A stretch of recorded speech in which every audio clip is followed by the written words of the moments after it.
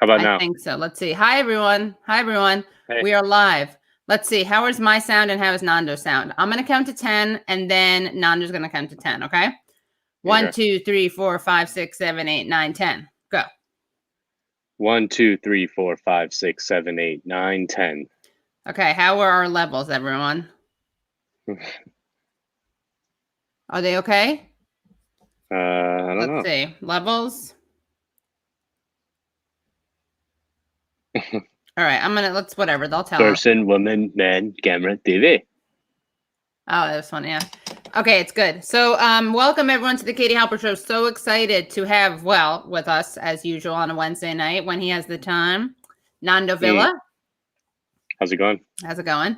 And on tonight's show, we have a really great lineup. So we're going to be joined by Chris Hedges, as well as Gerald Horne, and then David Sirota. Wow, 3 legends. Right. I know, 3 legends, right? 3 white men. Yeah, right. No, Gerald Horne. Oh my God, Nando. No, sorry. No. Never oh seen my him. God. You hit that woke button. Hit that invisible woke button. No, he's 3 men. He identifies as Black, feminist. I asked him this the other day because it came up because I wanted to know his opinion about something and how he identified. But I just want people to know, in case they don't, although most people watching probably do know, that Chris Hedges is a Pulitzer Prize winning journalist, author, and television host. And his books include War is a Force That Gives Us Meaning, which I happen to know has inspired Adam Johnson a lot. Empire, so do with that what you will. Empire of Illusion, The End of Literacy and the Triumph of Spectacle, Death of the Liberal Class, Days of Destruction, Days of Revolt, which was written with cartoonist Joe Sacco, Wages of Rebellion, The Moral Imperative of Revolt, and his most recent book, which people were mentioning last night while we were watching the debates, America, the Farewell Tour. So incredibly excited to have him on. And then we're going to have on Dr. Gerald Horne, who holds the Moores Professorship of History and African American Studies. His research has addressed issues of racism and a variety of relations involving labor, politics, civil rights. And he's the author of over 3 dozen books. He has written more books than I have had years on this planet. And who has the time? Gerald Horne, although not as much now because apparently he can't go to archives, as he said in the last show. He cannot go to archives. So he's been slowing down, but he already has another book that's coming out about boxing. Yeah, boxing. Oh, which we can talk about with Chris Hedges as well. You'll see why when I bring them on. But let's start talking about the debates. Last night, we gave people a great chance to watch them and laugh instead of cry, or laugh and cry. Matt Taibbi and I did one of our drinking games. Well, really, we did one of his drinking games. Kind of I mean, I was pretty tipsy. I laughed a lot at certain points. It was also very funny. I mean, when Biden was like to Trump, he was like, "You let 200,000 people die," and Trump goes, "You would have let 2 million people die." Some of my favorite parts were what was it when he was like, "You're not very smart, Joe. Joe, you're not smart." I'm like, well, he's like, don't you're use not that very word. Smart, don't Joe. use You're the last word in your class in Delaware. Last in your class. Last or second to last. And also, I like when he was like, wrong, so wrong. That's so wrong. And then I also there you go. You just lost the left. You just lost the left. He kept saying that, and it was like, he's not wrong. Kind of. It's scary how smart Trump is about certain things. Oh my God. Or yeah, when he was like, no one would go to your rallies. I have so many people. No one shows up to his. Anyway, it was terrible. Yeah, but I wanted to talk about this narrative that we've seen some of the blue checks people, and Sarah. What's her name? Sarah, the one who does those weird videos, those TikTok videos. You know who I'm talking about. Sarah Miller. No, Sarah. Yes, you do. Sarah Baker. Sarah Cooper. I have no idea. Sarah Cooper. I have no idea who you're talking about. Really? Oh, come on. She does those videos where she pretends she's Trump. I'm not on TikTok. Oh my God. Hold on. I got to show you. Let me show you guys. Really? I'm not on TikTok either. I've tried to do it. I can't figure it out, if I'm being honest. Let's see. Person, woman. You're not very smart, Joe. Joe, you're not smart. You're not smart. You're not very smart. told me last night. You and James both basically sound more like. I mean, it's good. It's good. It's better than mine. But you both sound more like Anthony doing Trump than Trump. Right. Oh, that only speaks to Yeah. Anthony. I mean, he was. They when I was at Fusion, we bought his show, the Right. Trump Bernie debate show, and so so like I watched it. I interacted with it, and maybe it stuck. Right. It's pretty good. Here, I can't believe you don't know who this person is. Whoops, that's not what I meant to do. Is it the woman who like just does the yeah, she just lip syncs Trump. Yeah. I don't get it. It's like not where's the joke? I don't get it either. Okay, I'm glad it's not just me. Here, let me just show you what her big tweet, her masterful. Such a good flex to show like your 12 DMs and I was not at flex. I don't know how to make it bigger. All right, here's the deal. Ready? So here's what she tweeted.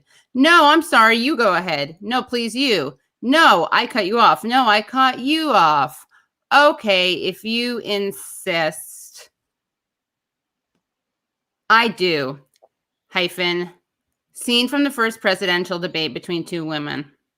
Sounds like an awful debate. Well, this is my hot take.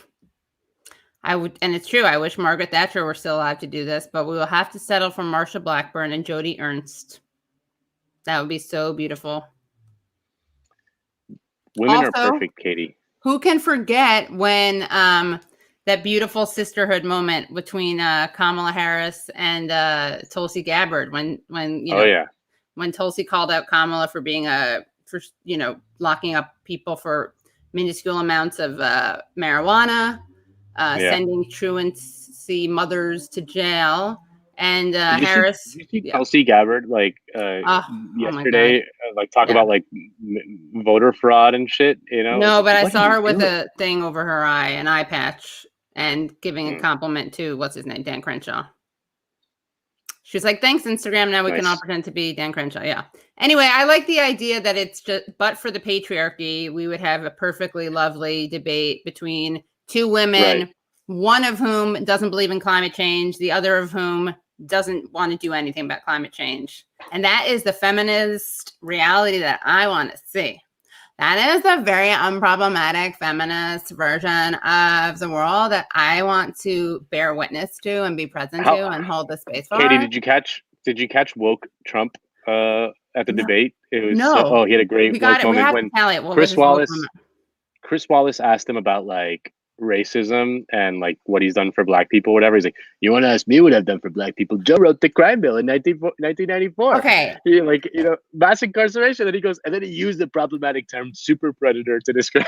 Very rude. He didn't say problematic, but he might as well. Okay. Not to brag. Yeah. And I sound like a terrible person because the important thing is the fate of the world.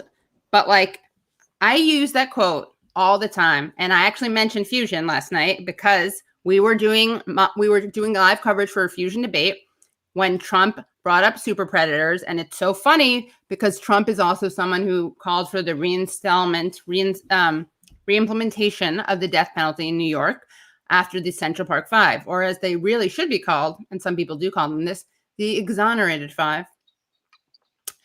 So the guy is not an anti-racist, lest anyone not know that. But he's, as we always say, he's a beautiful his hypocrisy and opportunism is a beautiful combination.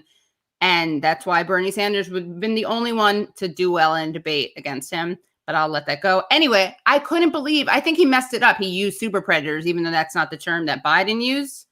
But Biden could barely, it's not a good, Biden should have been like, that's not what I said. I said every major and every minor crime bill has the name of the senator from Delaware on it. Right. Like, no, I didn't say. Come on, man! I didn't say super predators. I said they were just welfare queens. Yeah, basically, yeah. I said I don't care about any of their circumstances, and So that was interesting, and it is true that it's. I mean, watching Trump triangulate, force Biden to triangulate himself was. It was crazy. He always managed to do it when Biden forcefully came out against the Green New Deal. It's like, I'm not for the Green New Deal. I know. Oh. Yeah. It's scary and disturbing. And I don't know. What are we going to do? That's one of the things we're going to talk about with our guests when they come on. Yeah. What else happened to you this week? What else should we talk about? The Trump tax thing, came out and like, I don't know, Nancy Pelosi was like, you know what I think this is a national security issue. And it's like, no one believes you that you're like a national security person, Right. Like it drives me crazy when the Dems try to like act like the tough guys, like we care about, sober geopolitics and all that shit. And right. No one buys it. Right. What else is going on?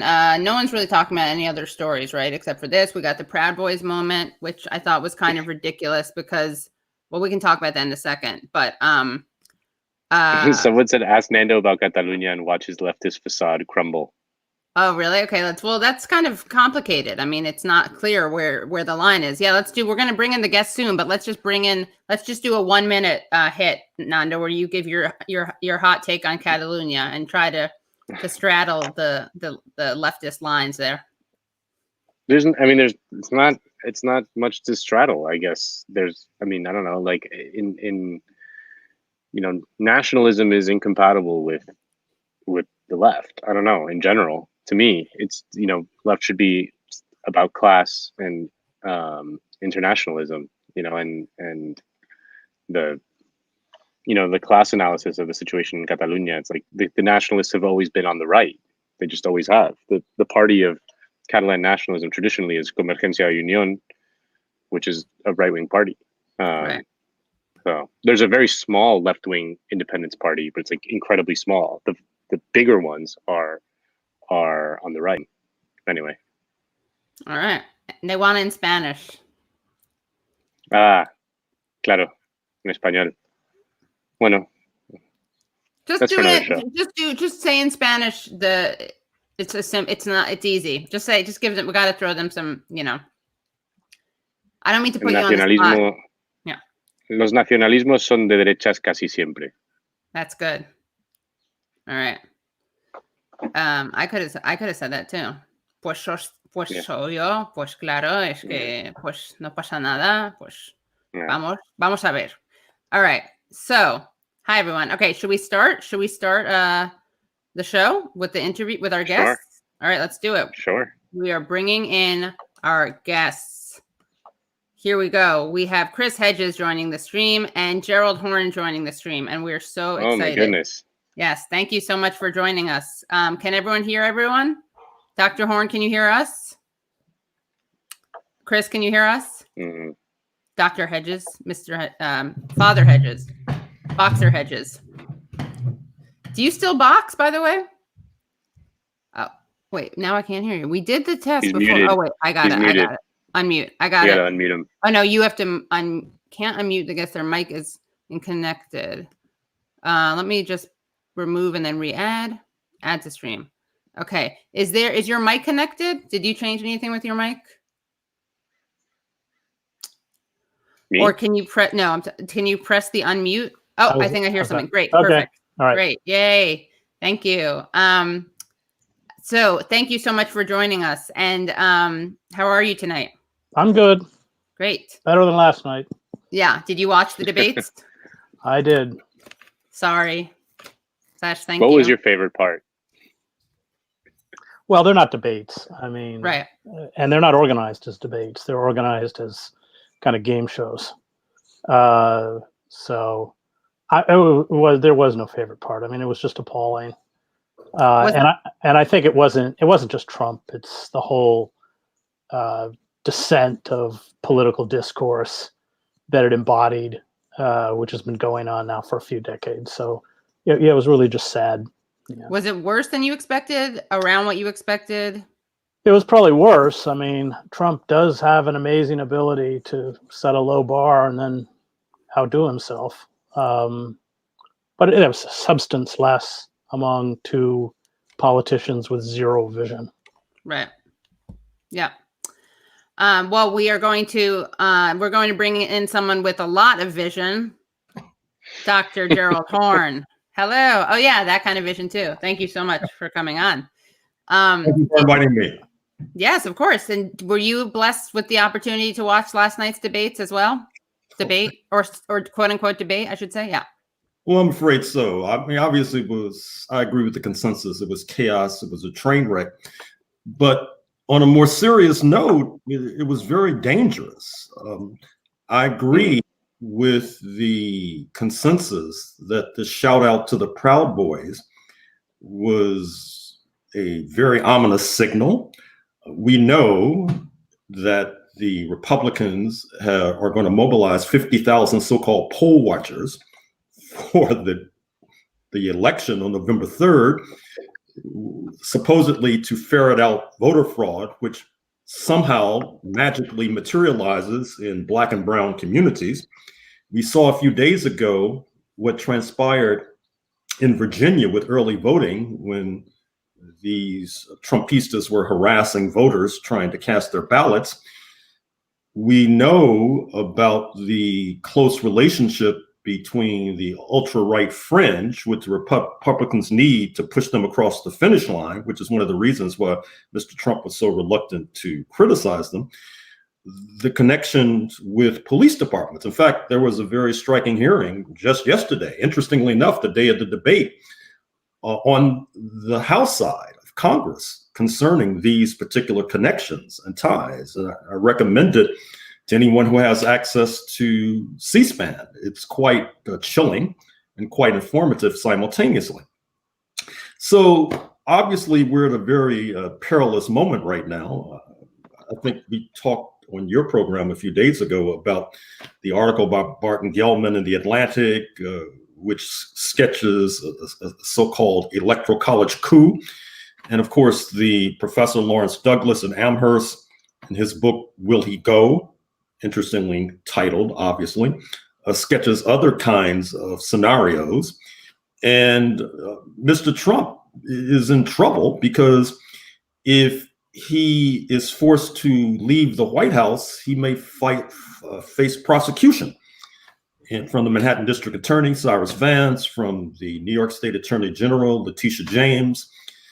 He has many problems, not to mention, if the New York Times article is accurate, bills coming due, these tens of millions of dollars, hundreds of millions of dollars coming due, owed, well, I'm not sure who they're owed to, but it's owed to someone. So he has a passel of problems, and he's shown throughout his presidential career that he's willing to thumb his nose at norms and guardrails and all of the rest.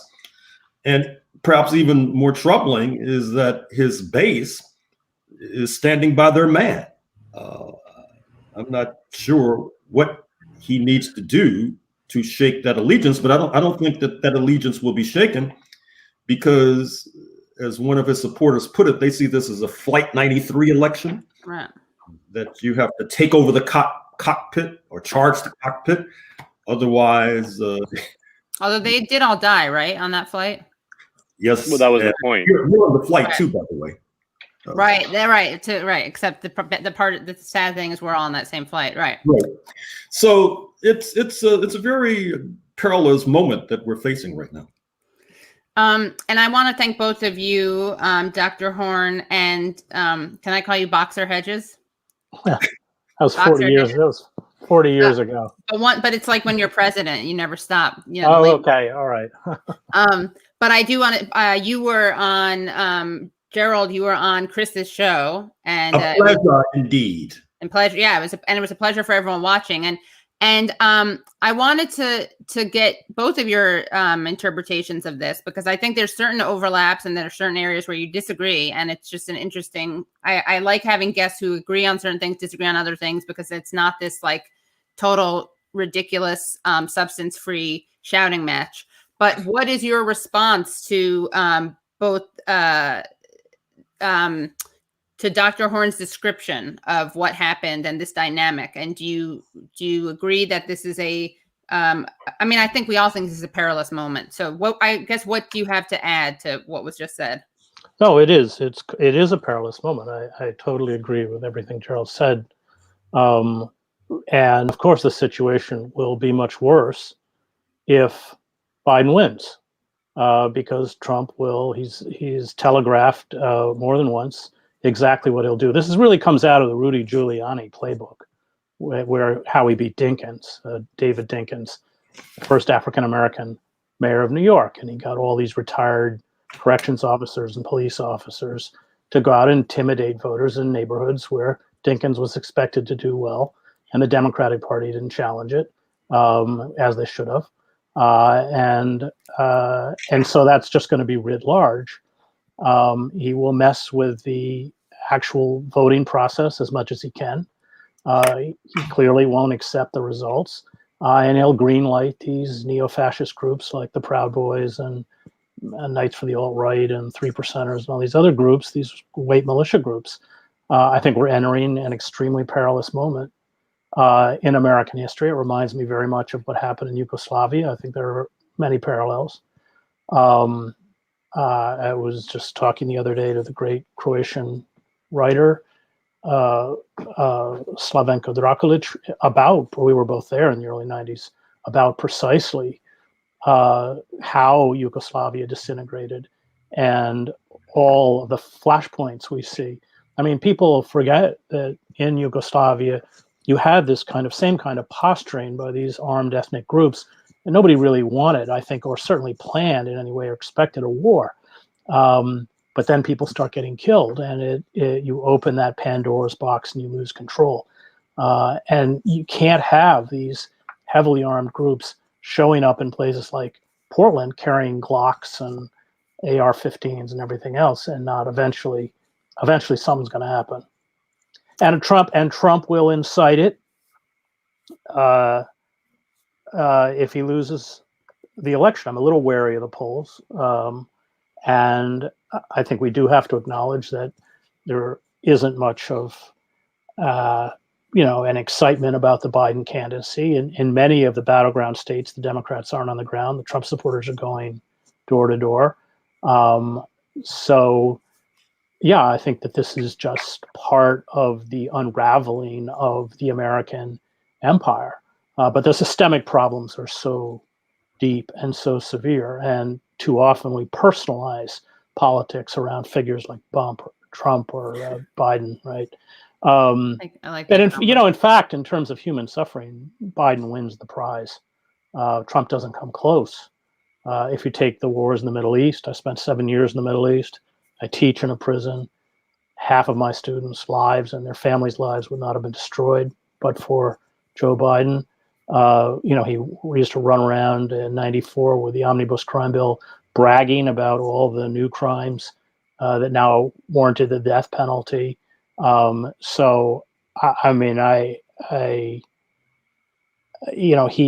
will manage the empire. That's why he was selected. The ruling elites, they find Trump vulgar and crude and repugnant and embarrassment. But they can live with Trump. They made that very clear. Lloyd Blankfein and all the Democratic donor class said that if Bernie Sanders was the nominee, they would vote for Trump. I mean, the whole least worst option only applies to you and me, and it doesn't apply to them. You can't in the system vote against the interests of Goldman Sachs. It's impossible. So I know that you had said during your very inspiring speech at the People's Convention, you made the case that you actually think Biden will do, I believe you said that he'll do less harm. So there's like the body count from so far, and then there's the who would do more harm. And I believe you said that that Trump will be more damaging. Yeah, I don't know if I said he'd do less harm. Yeah. Sure, but I am not voting for Biden. I haven't voted for Democrats since 2000. A lot of it's personal. I spent months of my life in Gaza. I am not voting for anybody who arms and funds the apartheid state of Israel. I have taught in the prisons for 10 years. I have very close relationships with my students and their families whose lives were devastated because of Joe Biden and Bill Clinton and the Democratic Party. And my loyalty is to them. I suppose it's not practical, but I don't really care. I won't.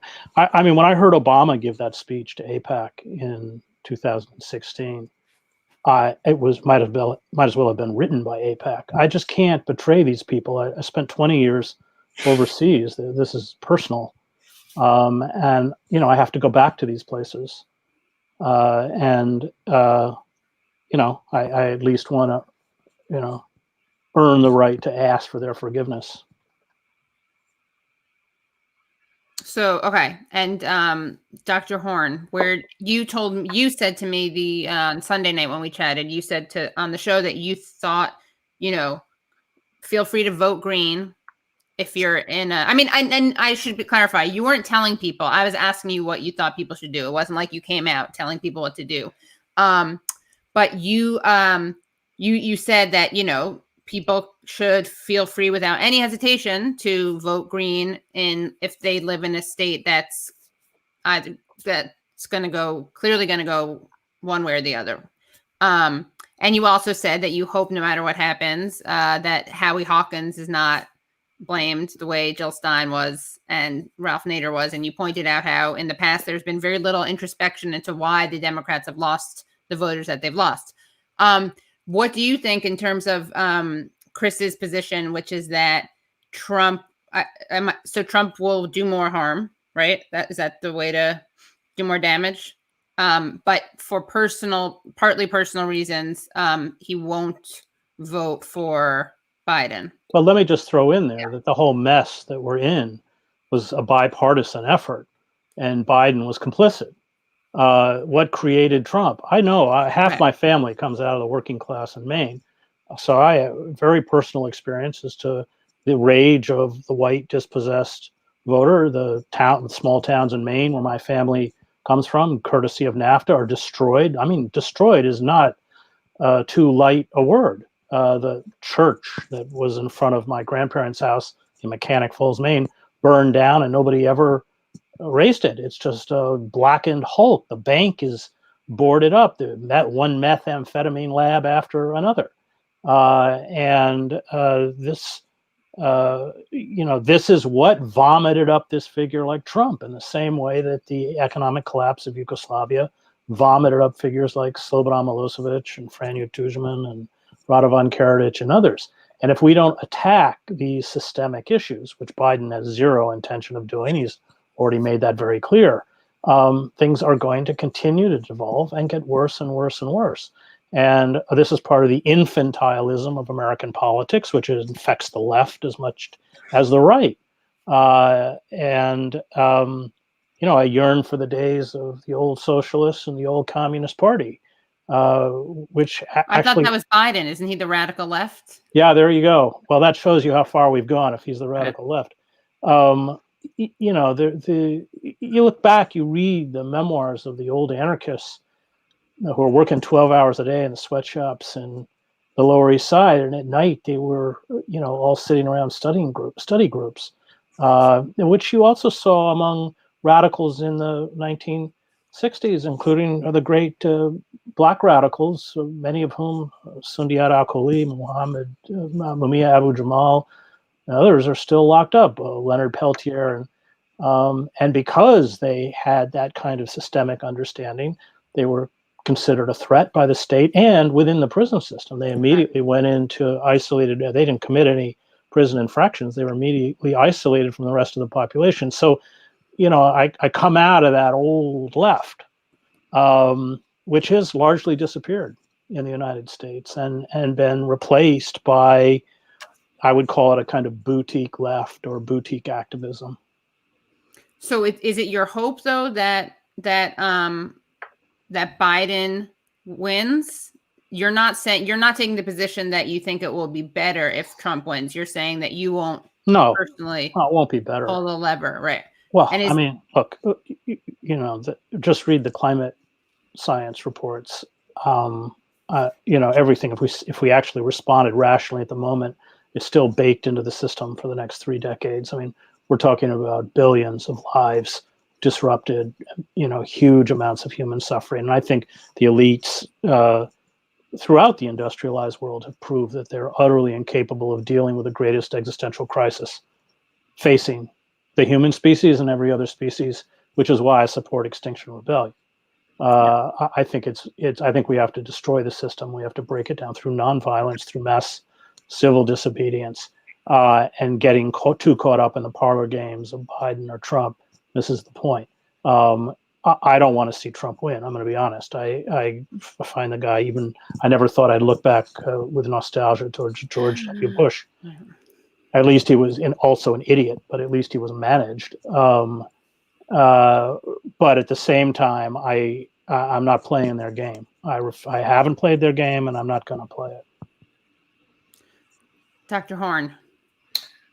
Very eloquent, well spoken. I can only seek to elaborate upon those points. First of all, as I was saying the other day, this is a federal system.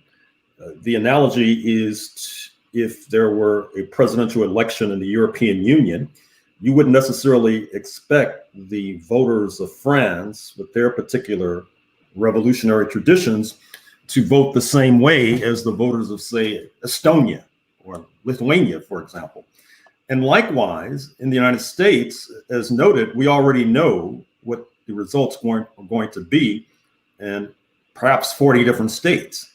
And at some point, there's going to have to be an effort, particularly in those 40 different states, be it California or New York or Mississippi or Alabama, to start trying to build some sort of alternative progressive movement to rescue us from this crisis that we're now in, particularly at this moment when this never Trump phenomenon has been able to involve itself at the highest levels of the Democratic Party, which is in many ways very ominous. I mean, look at the latest book by David Frum. His obituary will probably mention that he was a speechwriter for George W. Bush and helped to coin the term axis of evil. Right.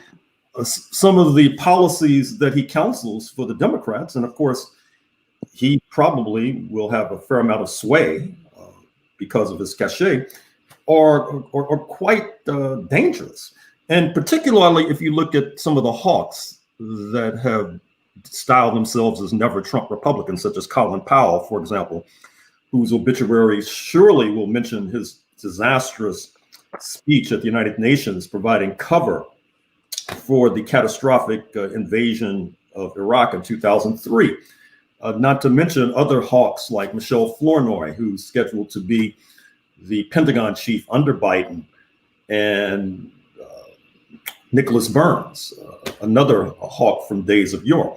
So I agree that we really have to be concerned with the correlation of forces and the balance of forces, and have to approach this election from that point of view.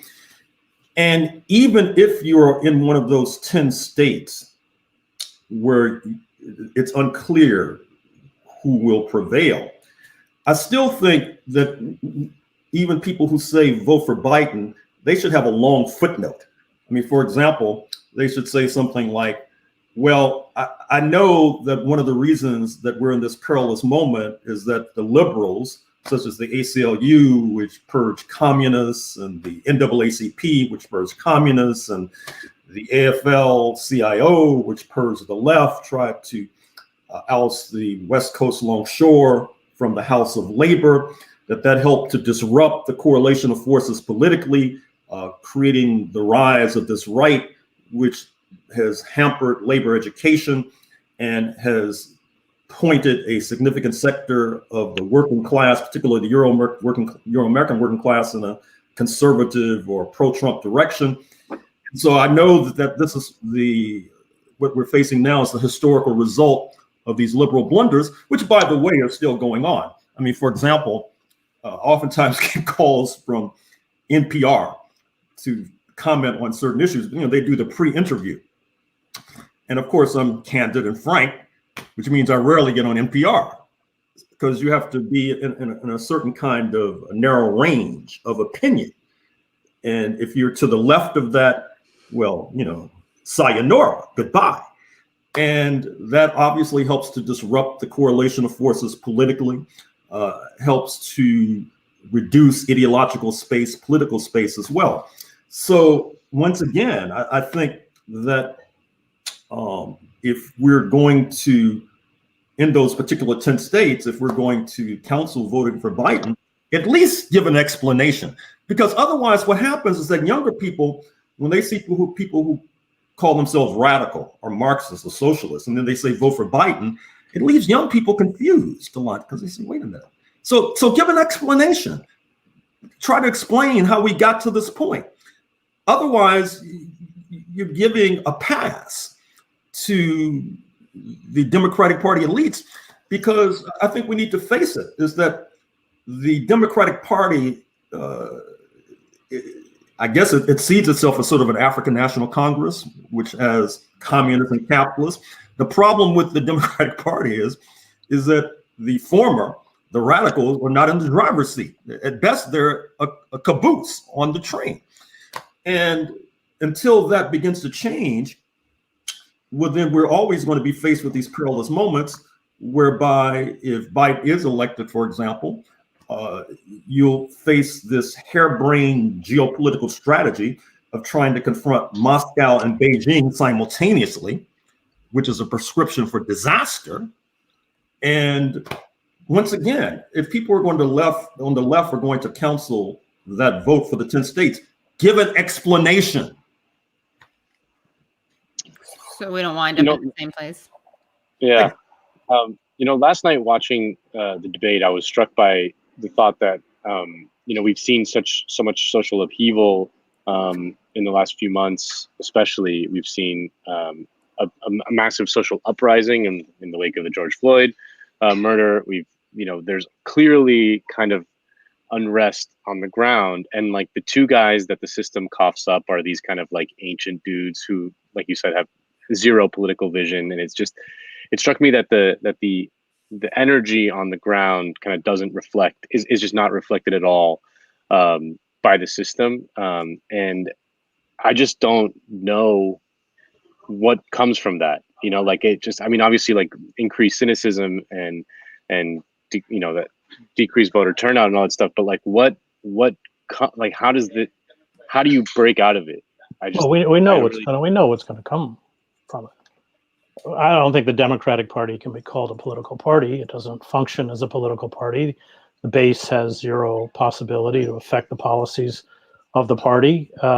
Corporate money funded the campaign of Hillary Clinton, just like it funds the campaign of Joe Biden. Without that money, the hierarchy of the Democratic Party, Pelosi, Schumer, all the others wouldn't exist. Their power comes from funneling that money to the anointed candidates.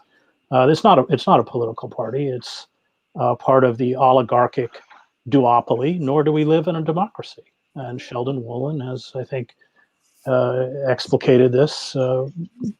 Probably we lost him a couple years ago. I don't know how you, I don't know how you feel about Woolen, Gerald, but I would say he's probably our greatest political philosopher. His last book, Democracy Incorporated, he picks up on a term from Politics and Vision, his masterpiece, where he calls the system inverted totalitarianism. So what he's really talking about is a system that replicates the beginning of the Roman Empire. So you still had the facade of the Republic, you still had a Senate, you still had the language, the iconography, and the symbols of a republic. But internally, within the United States, all of the levers of powers have been seized by corporations, including, of course, the media, which is why Gerald Horne, who I argue is one of the greatest historians, Eric Foner, Gerald, and a few others in the United States, is not on public television, where he should be, or NPR. And so what happens is when any time throughout history, go all the way back to Aristotle's writing about aristocracy, is that when a tiny cabal seizes power and begins to accrue to itself greater wealth and greater power, which is precisely what is happening, and becomes more and more disconnected from the population. I think the elites have very little understanding of the rage within the legitimate rage within the streets or the suffering. Then the kind of, as Gramsci writes, the kind of cultural forms of control, which are immense, are less efficacious, and you have to resort to the more naked forms of coercion, which is police violence. I mean, the two major forms of social control in the United States are our prison system and our militarized, out of control stormtroopers in police uniforms. Those are forms of social control because in our internal colonies, we have abandoned primarily people of color, but now, as I spoke about my own family in Maine, they've been abandoned as well.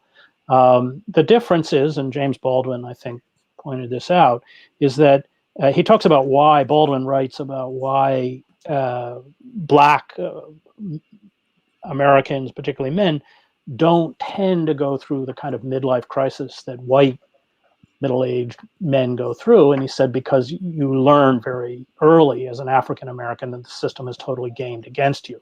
But within white society, and because of white supremacy and white privilege, the white working class was able to achieve a certain level within the capitalist system, often denied to the Black working class. And remember that, in the auto plants or the Singer sewing factory in Elizabeth, New Jersey, they would hire Black workers, but they were always paid less and given, like the Black workers in the Singer plant always worked in the foundry, which was more dangerous. This was typical.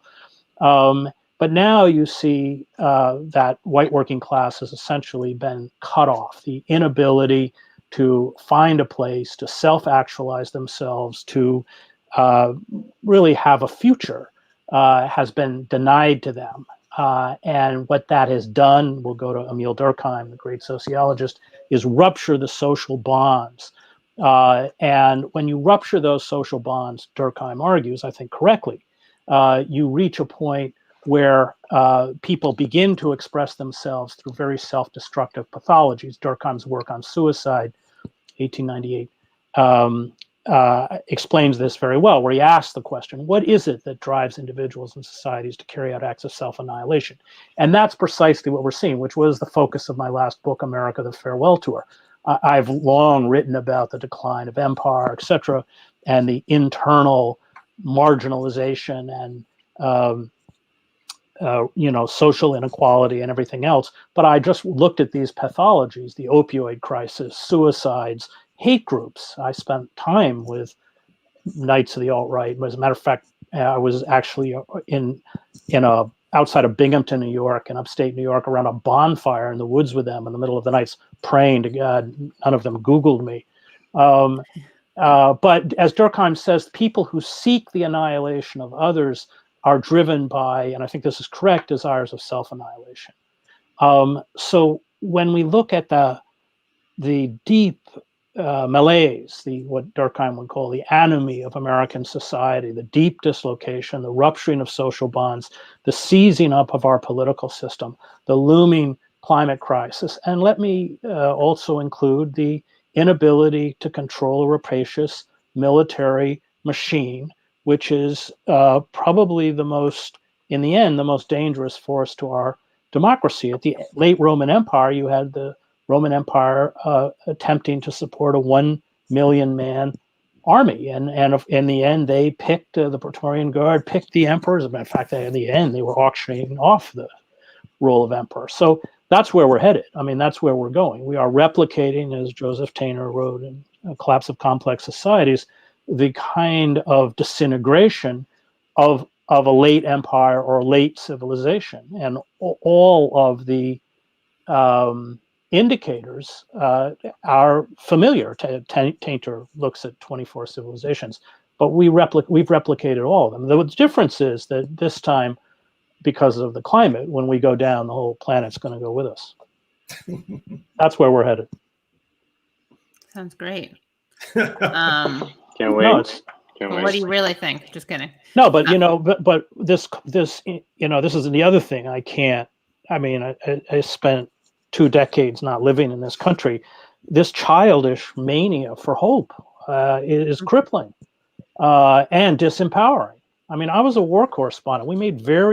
I was in Sarajevo, Salvador, all these places. We made very cold assessments. People were being killed all around us, of what the weapon systems were at the end of the road, what the capacity of it to do damage was, and we responded. People had a very Pollyannish view of their own invulnerability are dead. And I think part of the problem is that we're not adult enough to face what's in front of us. And if we can't face what's in front of us, then we don't respond in an effective or a meaningful way. So as soon as you lay out, how bleak it is, people go, it's a bummer. It's if you want hope, that's not news, that's advertising. But unfortunately, the culture is so awash in lies, and we're so egregiously manipulated that we can't even see what's in front of our face. I mean, California is incinerated, as is Australia. The oceans are acidifying. I mean, the oceans we're finished, by the way, it's over. The ice sheets are collapsing. And what are we doing? We're watching Donald Trump.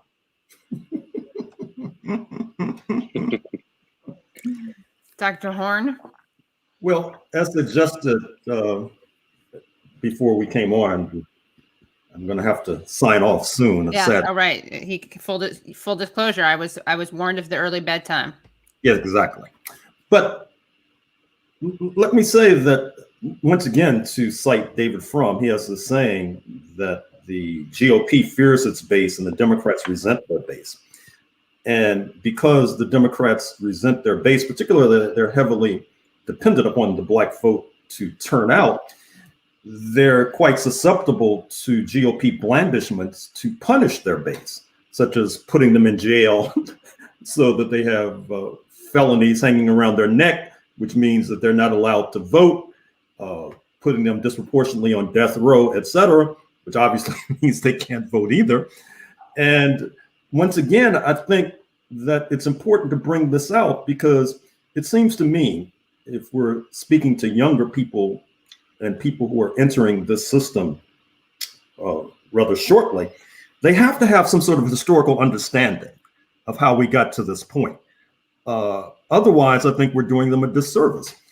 And even Francis Fukuyama, I guess you could call him a Cold War analyst, recall his dancing on the grave of the socialist countries with this end of history theme. That is to say, there is no alternative to capitalism. Neoliberalism is the way to go, own up to it. But in this latest film on Thomas Piketty, the French intellectual, in his book, Capital in the 21st Century, he concedes that one of the reasons that capitalist countries like the United States began to move towards reform was because of fear of socialism. I mean, that's clear with regard to the New Deal reforms of the 1930s, which we're still enjoying so far, speaking of unemployment compensation, Social Security, which is keeping people from eating dog food as we speak. And certainly with regard to the agonized retreat from the egregious forms of Jim Crow in the 1950s, I mean, the State Department, in its brief in Brown versus Board of Education in 1954, which creates what I call the compromise of 1954, whereby on the one hand, there'd be these anti-Jim Crow concessions that are wrested away, but at the same time, you have to throw overboard Paul Robeson, W.E.B. Du Bois, et cetera, which obviously, once again, restricts ideological space and leaves us in this pickle where we're now in. But at the same time, because labor education is hampered, because labor radicals likewise are deep sixed and jettisoned, there's not the kind of labor education to explain adequately to a significant percentage, particularly of the Euro-American working class, what's going on. And so it's easy for them to be convinced that the ruling class yields to the Negroes, but doesn't care about them because, of course, at the same time, wages are being cut, working conditions are worsening, et cetera. And so oftentimes they experience this epochal change as a way to unleash further competition, not only in the working class, but in the middle strata. That's part of the problem you've had in New York, for example, which I think wrongly has been mischaracterized as some sort of Black-Jewish conflict. Right. The same thing happens with regard to another epochal change, that is to say, Nixon and Kissinger's trip to China, which is part of the encirclement of the Soviet Union. The payoff to China, of course, is massive foreign direct investment that ultimately it might have amounted to the trillions. And then, of course, China wages war on Vietnam as part of the bargain as well. Still very tense relations between China and Vietnam, these two so-called communist countries, which is complicating the life of the peace movement as we speak. And once again, because there's not adequate explanation of what's going on, it's easy for a demagogue like the Manhattan Mussolini, the Tangerine Man, the oaf in the Oval Office, to convince all too many that the problem is China. As a matter of fact, we have a sort of a trifecta of the crisis of white supremacy. On the one hand, there's these killings of Black people in the streets and sort of the counter reaction with the Patriot Prayer and the Proud Boys and the Boogaloo Boys and all the counter protests. In USA Today the other day, they mentioned that from May till recently, there have been 100 different vehicular attacks on protesters. Of course, some of them have led to deaths, such as in Seattle, Tacoma. So that's one aspect. And then, of course, Mr. Trump in 2018 tried to raise the specter of people crossing the border, the so-called brown scare, who are coming across the border to take your jobs. And then the third leg of the stool is China. So you have this trifecta of racial anxiety. And because labor education is inadequate, because of the routing of the left during the Cold War and the Red Scare, it's easy for these poisonous ideas to take root. And then that leads us to this present crisis and moment. And I think people know this sort of thing, but I just think that they need to explain it, because many of us, including myself, who knows how long we're going to be around. So people need to explain to the younger people how we reach this point of crisis. And it simply won't do just to say, vote Democrat. You used to say, vote Democrat with a lengthy footnote. Right. Vote Democrat, asterisk. Yeah. Well, thank you so much. I know that Dr. Horne, the reason we know that you're going to stay around for so long, in part, is besides the fact that you write about one book a year, it seems like, is because they stick to a good sleep schedule. I need to work on my sleep hygiene. Early to rise. Yeah, I got to do that. I'm kind of the opposite. But thank you so much for joining us. And Nando, I see you're like I'm running out of steam not over intellectually, here. Right, but just electronically. Got no more light. Yeah. And your cell phone's dying too. And thank you so much, Chris Hedges, for joining us. This Not was at such all. an honor. Yeah. And definitely come back again. Thank you. Please. Good night. Good night, Thank you. Bye-bye. Good night. I'm staying on, guys, and we got more guests. But again, thank you so much. Okay, So this trifecta, this very good trifecta. Axis of good. All righty. So don't go anywhere, guys, because we have another guest, and very excited to be talking to this guest. 1 second. Let me just set one thing up. The puppy's actually, someone's saying, where's the puppy? 1 second. I'm just telling someone that, speaking of dogs, they have to bring the dogs with here. Can you bring them in? Okay, so very excited to bring on our next guest. And I believe he says he's ready. Let me just see. Oh, 1 second. This is so fun, isn't it? These little tech things. Okay, let's see. Copy link. Okay, we'll email that to you too. Oops.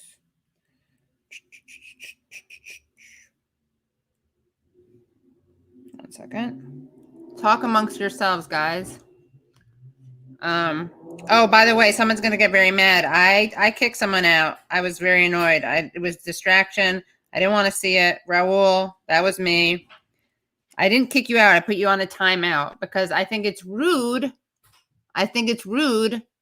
To when someone is talking like an esteemed guest, like Dr. Gerald Horne. I don't think you should say, okay, back to Chris. And as much as I like Chris. So that was me. And enough. Stop complaining about my mods, because it wasn't a mod that time at least. And don't complain about the guests. It's just rude. I can see it. They can see it. Okay? And I'm not actually taking your real-time feedback on like whether or not to cut someone off. All right. See, I wear everything on my sleeve. All right. Speaking of which, a man who wears everything on his sleeve, on his heart. The legendary and prolific journalist, rabble-rouser, David Sirota is joining us right now. Welcome, David. Thank you. Thanks for having me. Of course. Thank you so much for joining us. Want to, respect your time. Really appreciate you coming on. What are you writing about? I could ask you about the debate from last night, how to move forward, how we beat Trump, if that's possible, what coaching you would give to Biden, because I'm sure Biden people are watching the show and of course follow your tweets too. They probably do actually, and probably anyway. But you are working right now on a piece about Coney Barrett. Yes. Could you talk to us about that and how that relates also to kind of just the Democrat strategy moving forward? Sure. I mean, the Trump's judicial nominee is a extremist on social issues. Less talked about is that she's an extremist on corporate issues. And, what I'm working on is basically a piece that articulates how the Republicans over the last 15 years have perfected a very clear strategy, which is to bank on confirmation hearings revolving almost exclusively around social issues. And to be clear, those are important issues. I'm not saying they're not important issues. But to have the confirmation hearings revolve around social issues like a woman's right to choose, LGBTQ rights, civil liberties, and have the hearings not revolve around economic issues. And there are two problems with that, is that one, the conservative religious base is fired up by those social issues in a way that is that doesn't really adhere to or really correspond to economic class. So it's a very cynical move to fire up a working class, more religious-minded base. And the catch is in support of nominees who are being selected because they are corporate cronies. So really what we see with the Barrett nomination is a perfected form of nomination that kind of is a perfected version of Thomas Frank's book, What's the Matter with Kansas? How can we use cultural issues, religious issues, so-called social issues, to fire up a working class base in support of a nominee who is being selected primarily because they will issue rulings for the oligarchy? That's Thomas Frank's book, What's the Matter with Kansas? The Republican Party formula of using cultural issues to fire up a working class base in support of politicians who shill for oligarchy. And that's what Amy Barrett's nomination actually is. By the way, that's what John Roberts' nomination was in 2005. That's what Sam Alito's nomination was. That's what Brett Kavanaugh's nomination was. And you'll note it, and Neil Gorsuch.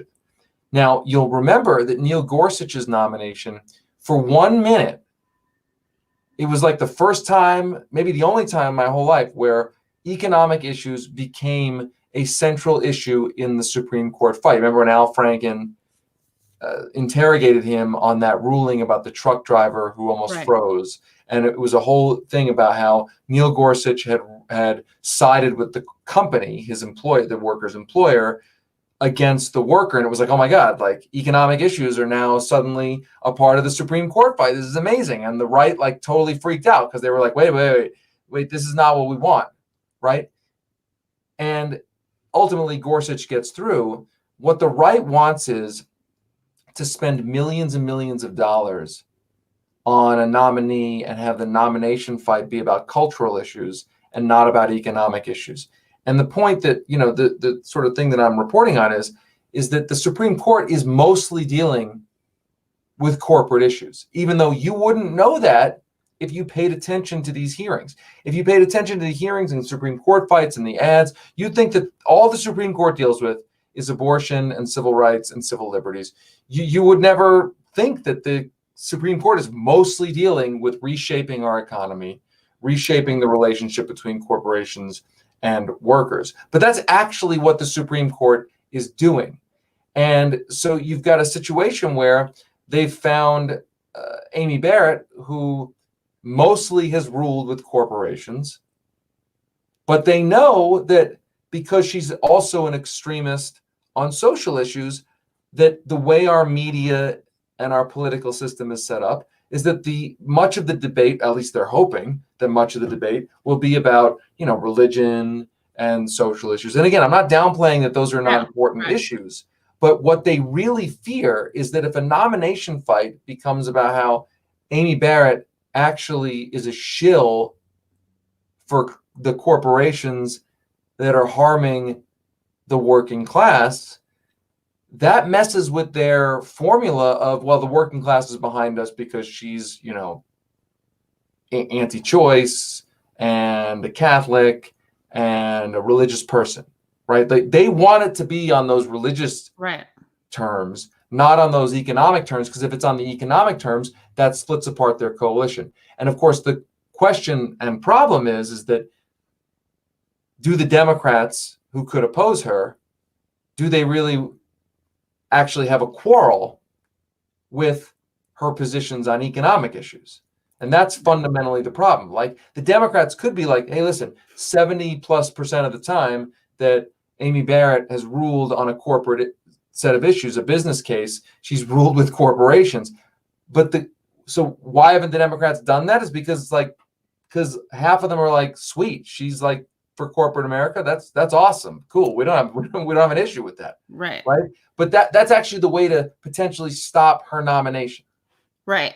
It's funny. It's not funny. It's infuriating, but it's a perfect segue, right? From Thomas Frank's book, What's the Matter with Kansas? That provides one insight into it. And then what you just said, to understand that, you just need to look at Listen Liberal, Whatever Happened to the Party of the People, a central thesis of which is that we think that Dems are just spineless and cowards, and they are that too, and bad at negotiating, and they don't know how to play hardball, but really they want a lot of these things that Republicans want when it comes to economic issues.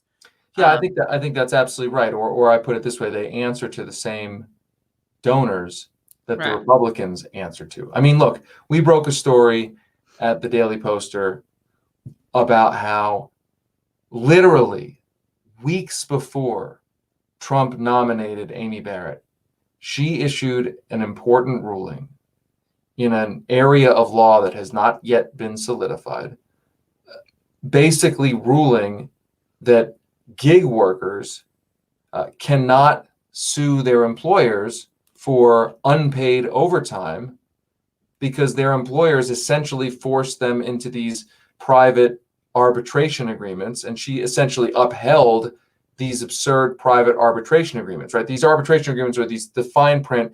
When you sign up to work for Grubhub, they're in the fine print says, if you want to work for Grubhub, you need a job, you got to sign away your rights to actually take any disputes into court. If you have a dispute, you have to allow us to appoint a private arbitrator to litigate this. And, the workers were sent, the Grubhub workers, the, gig workers were saying, you haven't paid us overtime, and that's unacceptable. And they said, well, you got to litigate that with our private arbitrator. And they said that, essentially they were arguing that you can't do that under American law. And that was the case that went before Amy Barrett. And she said, you know what? These cases, all of these cases, essentially, cannot come before, you can't even come to this court because you are governed by these private agreements. And the workers were essentially arguing that these private agreements were not allowed. So the point is that weeks before she was nominated, she issues this ruling in an unlitigated part of the law, a precedent-setting part of the law, saying to potentially hundreds of thousands of workers, yeah, you may have been screwed on overtime, but sorry, the courthouse door is closed to you. And the point that I'm making here is that that's exactly what the Republicans don't want to talk about in the Amy Barrett confirmation hearings. And the question is, where you really get to the heart of the matter with the Democratic Party is, do they want to ask that question? Because that goes to the question of their donors too. There are a lot of tech companies that want to say to their gig workers, hey, if we screw you on overtime, we don't want to have to deal with a court. We want to have to, go to our private arbitrator that we get to pick, we the corporation. And the problem is all the Republicans agree with that. And something like half or at least a third of the Democrats don't have a quarrel with that. But if you want to stop the nomination, if you want to actually say to the working class of this country, Republican, Democrat, Independent, not on cultural issues, religious issues, social issues, you want to say to that large majority of people, hey, they're actually trying to launder a judge onto the court through social issues and ignore economic issues. The way to expose that is a case like that. But the problem is that the opposition party, there's a large segment of the opposition party that either doesn't want to talk about it because they agree with the ruling, or know that they answer to the same money people that the Republicans answer to. Right.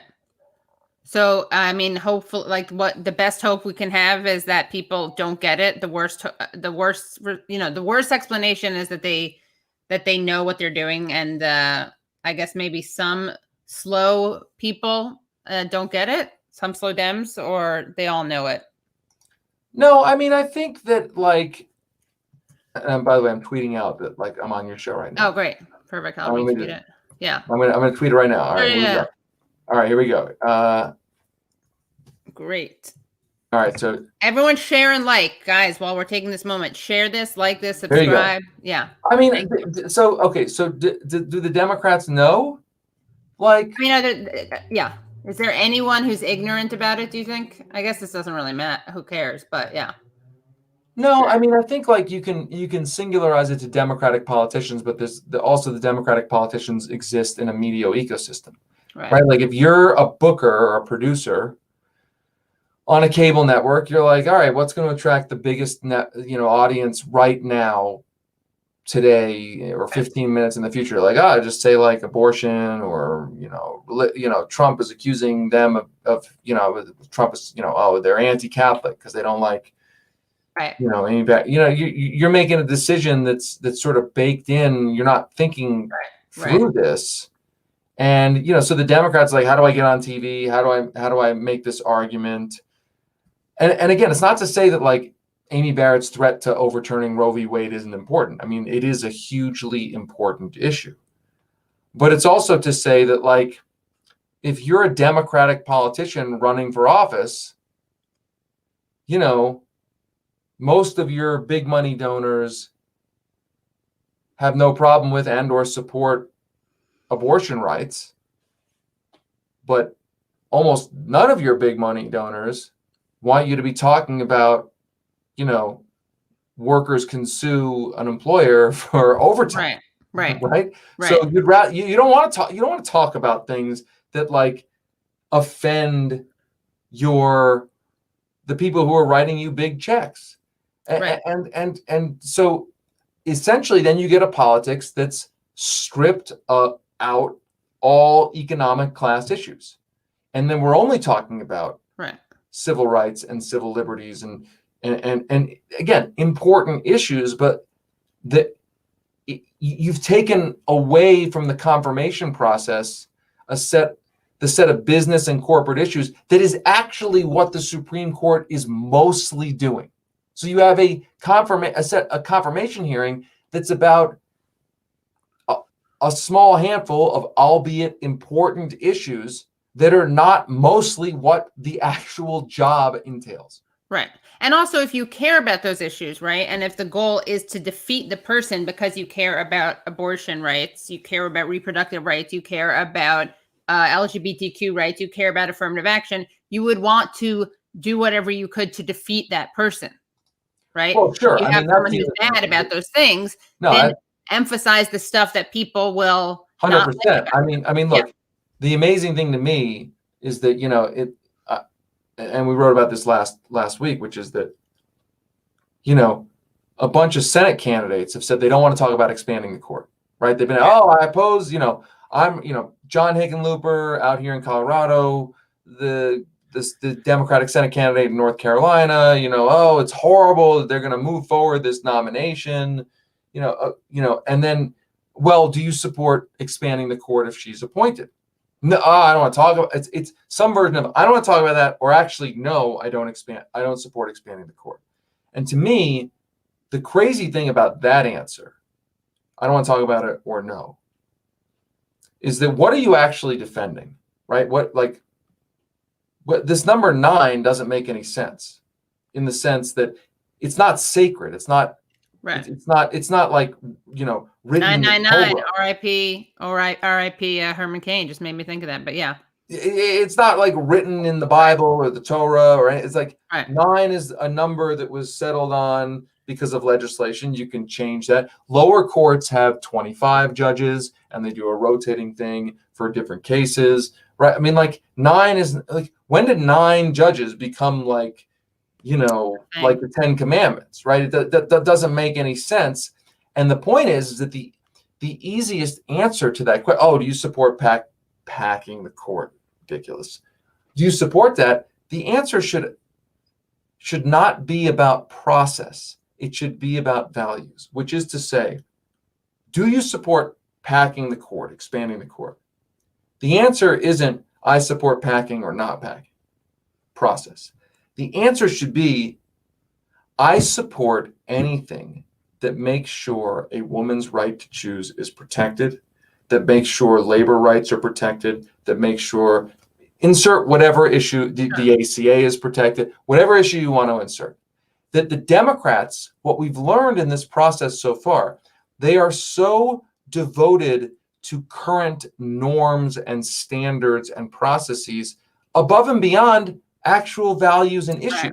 And the Republicans are the opposite. Right. They are committed to the values that I disagree with entirely, but they are committed to the values and convictions and issues regardless of norms and standards and processes.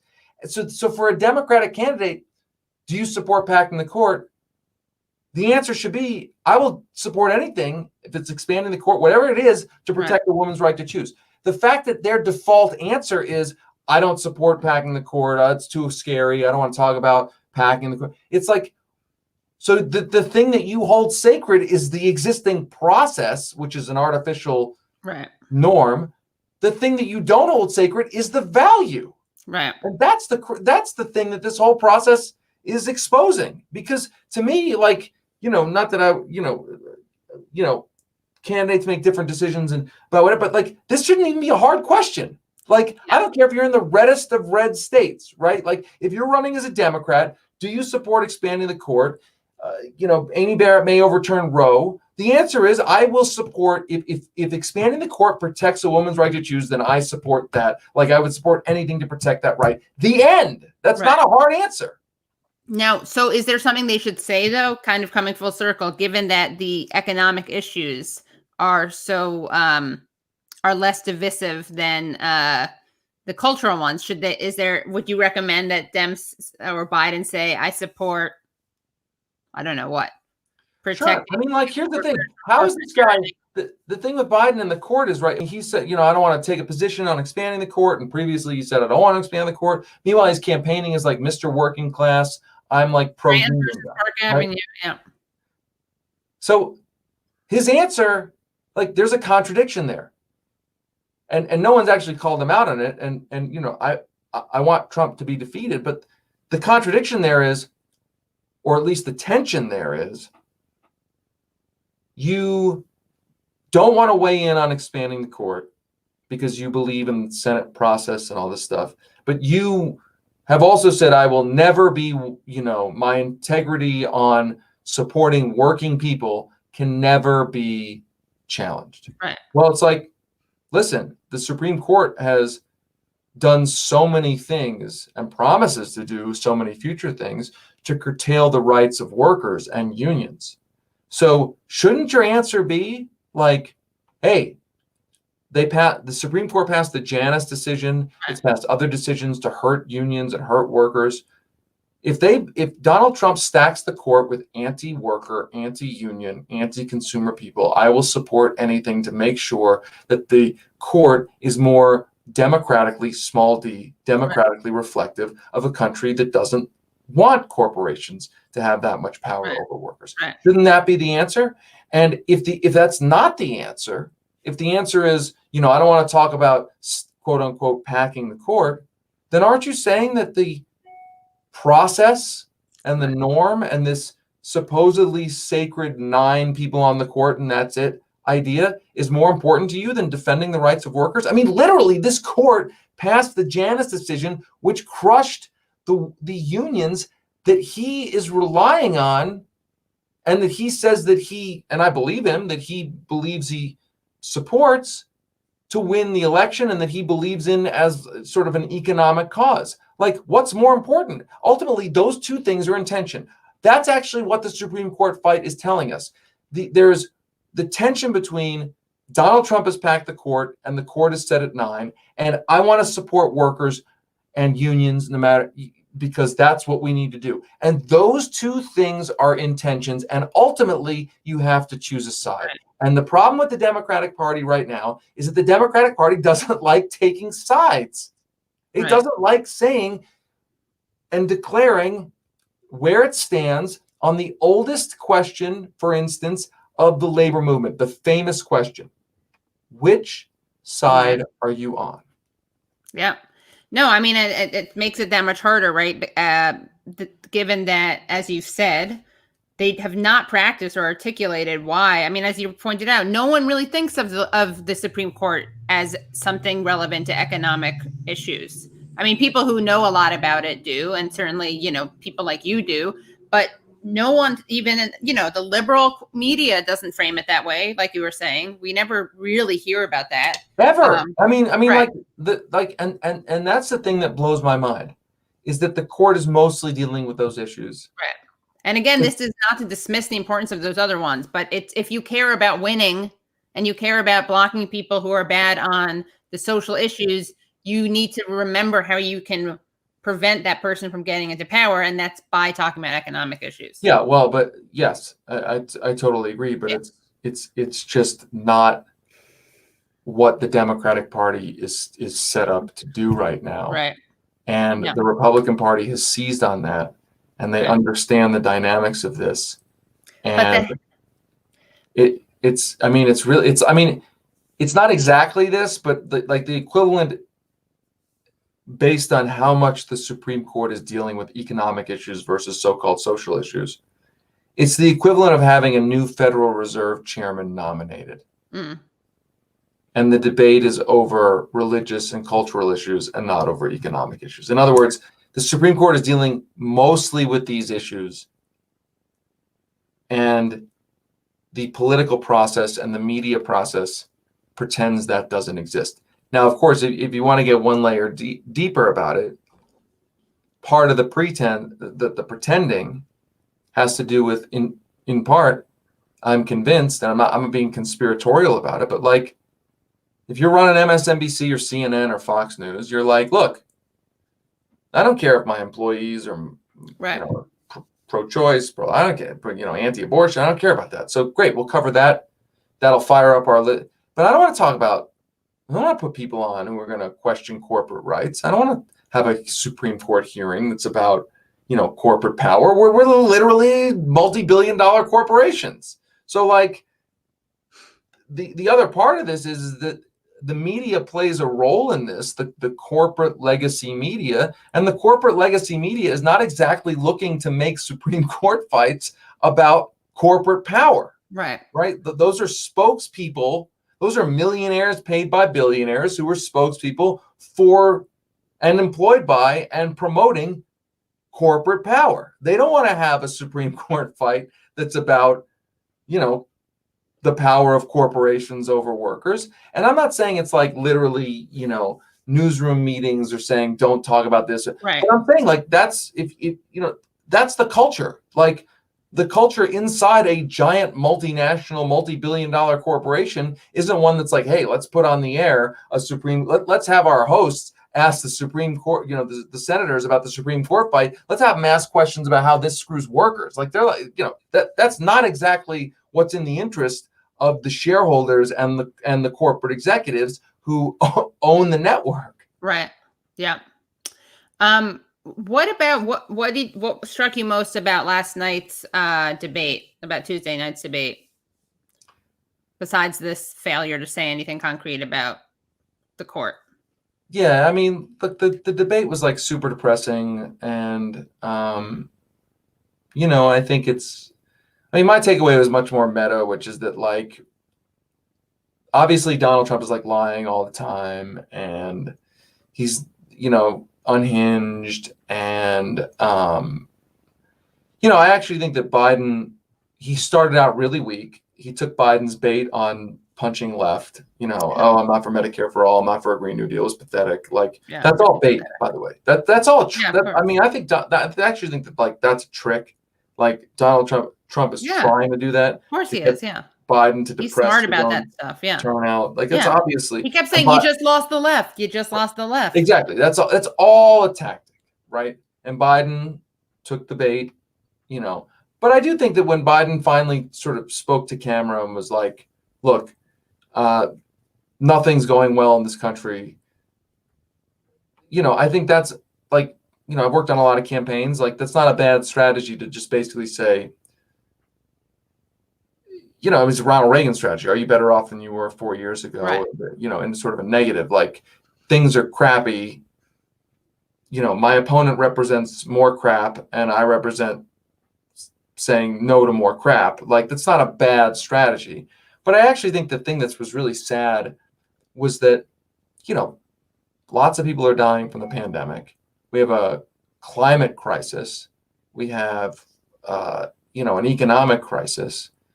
And, I think that it's not exactly one whole conspiracy, but I think the process has colluded to create an election in which economic issues, the struggles of working people, are essentially gone from the election. Like, it's not like Joe Biden doesn't really campaign on economic issues. Like once in a while, he'll be like, oh yeah, something on my website says that I'm for a $15 minimum wage. And then like, he never talks about it again. Right. Cause in fairness, like part of it is because Donald Trump is like, literally, I'm going to end American democracy. So, so there's that work. But my point is that this is the first election I can remember in which we are going through a major economic crisis. And for various reasons, the material concerns of survival, of economic survival, are just not central to how we're choosing a president and how we're having a discourse about what we want to do as a society. And that omission of our economic struggle is happening at the very moment that's arguably the apex of economic inequality in the country. So at the very moment that the oligarchs have more power than they've ever had over our economy and our society, we're having an election that has, in terms of issues and the actual discussion, has very little to do with that. Now, again, part of that is because Donald Trump is like essentially insinuating that this is the last election we'll ever have because he's just assaulting democratic norms. But there is something incredible about, the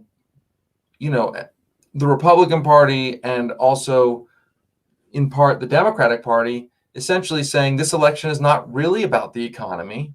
It's not really about anything other than just getting rid of this singular bad guy. And granted, in some ways, he has been singularly bad and as a singular menace on democratic, small d, the basic idea of a government being elected by people. But eventually, but my concern is like, it negates how we got here.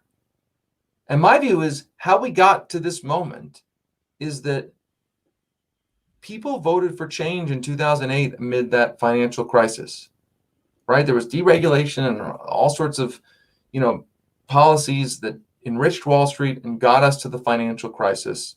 And of course, the Iraq War was also there. It was horrible.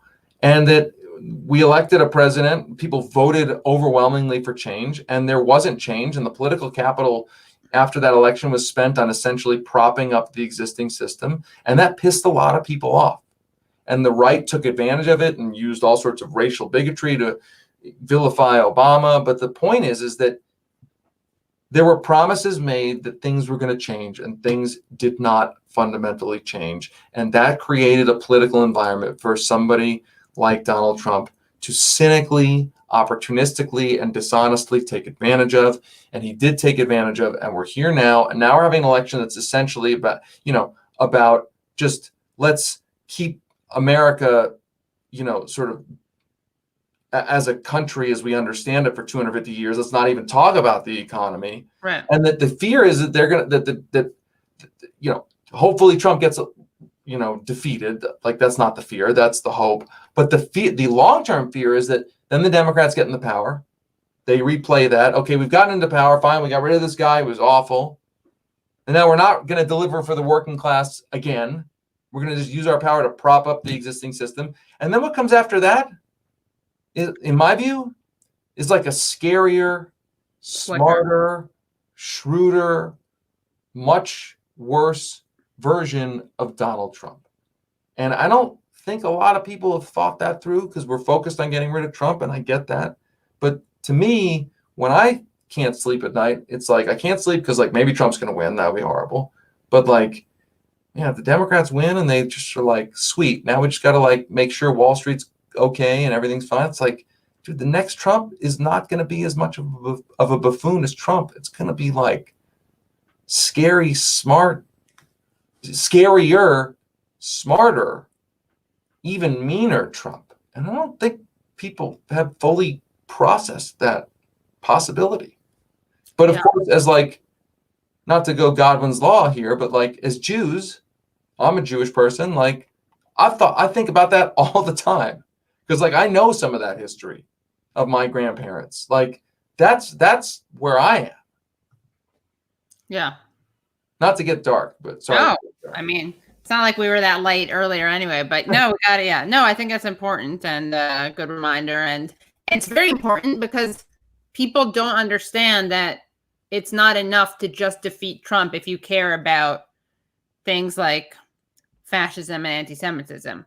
Like we have to defeat Trump and defeat Trumpism, which requires really defeating certain tendencies. I don't know even what this means in terms of a game plan, but this means not just accepting that the Democrats are better than Trump, because that's what gets us Trump. I mean, look, the movie, granted, which I've only watched 2 episodes because I couldn't handle it because it's just too dark. The movie The Plot Against America. Yeah, I got to watch that, yeah. Right, which is the Philip Roth book, right. David Simon hates me for reasons I don't really understand because he's insane on Twitter. But the point is that The Plot Against America, my takeaway is like, and I'm not sure, I don't know enough FDR history, but I could tell you, like essentially FDR comes in, there was a fascist movement in America. FDR is like, listen, I gotta really deliver here. Yeah. Like for real for the working class of this country, not just because like it's on the morals, but like I gotta deliver because like if I don't deliver, then the fascist argument becomes more politically salient. Right. So the New Deal in some ways is a way to say I have delivered for the working class, and so the working class should keep voting for the New Deal rather than the working class essentially going fascist. Right. And like, if you don't deliver, then some fascist is going to come along and be like, listen, they're not delivering for you. Those liberals aren't delivering for you. Like, I'll deliver for you in a different way. Like, I will, bash minorities. I will bash immigrants. I will, right? Like, and I wrote a book about this in what was it, in 2008, called The Uprising, which the premise of the book, which is not rocket science, I'm not patting myself on the back, but it's like, listen, people are really pissed off. The economy's not working for them. And like, either the left or the right is going to harness this anger. And politics is going to be a competition between the left and the right to harness this anger. You know what? Now we're 11 years or 12 years later, and the right has harnessed that anger. Yeah. Right? Like, the left harnessed it for like a minute in 2008 because Obama seemed to be a kind of avatar for that. But you know what? That he didn't deliver. Like, I'm sorry. Like, you may think he's a good guy and whatever. He did not deliver. Like, he delivered for Wall Street. Like, he protected them. He propped up that system. Like, the ACA was designed to prevent Medicare for all. I'm sorry if this offends people, but that's actually true. He literally said, like, his administration people said it. Like, so I know that's like, everyone can't handle that, but like, that's what happened. And like, if that happens again, we're not just going to get Trump. We're going to get like smart, shrewd, even scarier Trump. Yeah. And it's, people, I always say that Trump and Bernie, people somehow think that it's a liability that Sanders could speak to some of Trump's supporters. And it's like, do you know that you're literally defining like a key part of electability, which is that you're competitive against the person you're running against? Yes. And that, it's not a good idea to call people a basket of deplorables if you actually want them to not vote for Trump. And I kept thinking about this last night. I really was. I was like, on Tuesday night, I was like, oh my God, Sanders would not be having so many of these problems that Biden's having right now. Of course, there are certain other issues and people are like, oh, but he's a socialist. Like, but I know people who are like, I don't like socialism, but I trust Sanders. I know people who would have voted for Trump or Sanders. And I think that Sanders had a unique ability to not be rattled by allegations of inconsistency, because he's not inconsistent. And even his enemies know that about him and complain that he says the same thing. And the corruption stuff, I mean, maybe, there isn't really that either. And and he's not unapologetic. That's the other thing that Biden really struggles with. Like, what the hell does he stand for? Right. But Bernie Sanders has Bernie Sanders, who I've known for 20, however many thousands of years now, Bernie Sanders had a much bigger hill to climb in the Democratic primary than he would in the general election. I know. That's the other thing people keep saying. It's like, he didn't win the primary. It's like, do you understand how general elections and primaries work? Yeah, I mean, he didn't win the primary. That means he couldn't have won the general election. It's the most. Do you know who vote? It's so stupid. It's so stupid. I mean, it's the stupidest. I know. Right. It's the dumbest. It does. I mean, literally, anybody's look. I know. I don't mean to sound like an old man who's worked on a zillion campaigns, although I am now an old man who's worked on a zillion. Like, that's the dumbest. Like, it's just dumb. It's just, may sound cool and like, oh, I nailed it. They don't get it. Yeah, they don't. It's not like the semifinals and the finals. That's not what it is. They're like two winning different the primary populations. is harder than winning the general. I mean, that's like, that's not even like. It's so dumb. Yeah, I've worked on so many like that. In this situation is the hardest, and I think like that's because the Democratic Party has changed so much that the Democratic Party is not a working people's party. It's just it's in part an affluent people's party, and it's a working, there's a working class contingent certainly, and people of color, disproportionately are in that working class part of the Democratic Party. But the point is that like the struggle between identity issues and class issues, I mean, we could talk all about that, but the only point that I'm making is that winning the primary was for a candidate like Bernie Sanders was a much bigger lift than winning a general election. Right. And I want to be clear. I'm not saying that I think Bernie Sanders would have necessarily an easy time in the job. I'm not, I'm not one of these people who's like, oh, if Bernie was the nominee, it would just be like a walk in the park. Like, no, like I think it would, like the general election is going to be hard. But I think anybody who says he didn't win the primary, therefore he couldn't win the general, that's just ridiculous. And like, if anybody who's making that argument is just ridiculous. It's just being like deliberately dishonest. It's silly. Right. Or they really don't understand politics. Yeah. That makes no sense at all. Yeah. Also, what about this? Something that my co-host Matt Taibbi and I disagree with is the extent to which, although we don't totally disagree, honestly, like the extent to which, it was I guess it is fair game, right? For Obama to intervene for the moderate consolidation. All of that is fair game. I mean, it's like terrible, but how much, but for that would Sanders have won? And how much is that something that Sanders could have anticipated? And I mean, fair game is like, I'm one of these people who's worked in politics forever. Like fair game is fair game. In other words, whatever you can get away with. I mean, like that's just, it's not even what's fair or not fair. It's just like what it is. What happened. Right. Yeah. It's like that happens. So, I mean, I think, could you make an argument that Bernie should have schmoozed more of these candidates more, or, fine, sure. But like, I think that frivolizes the real forces at work in politics. Meaning, I don't care how nice Bernie Sanders would be to,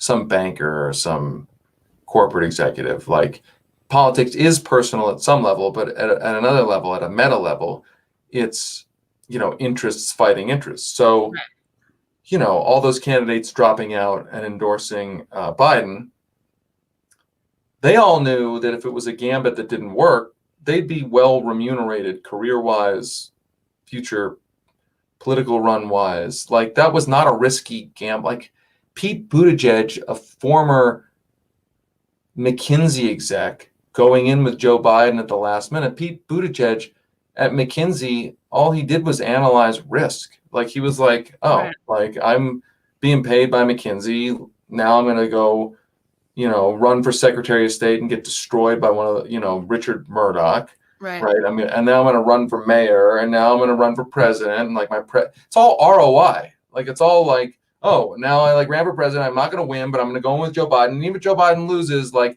I went in with all his donors. So that, like, it's all like, that's how these people think. And I'm not even like ripping on Pete Buttigieg in the sense of like, he's just like that's a very typical thing. So like, I don't like all the people who dropped out and endorsed Biden, and, Beto, I joined by, it's like, dude, you're just like, congratulations. You're like everybody else. Right. Great.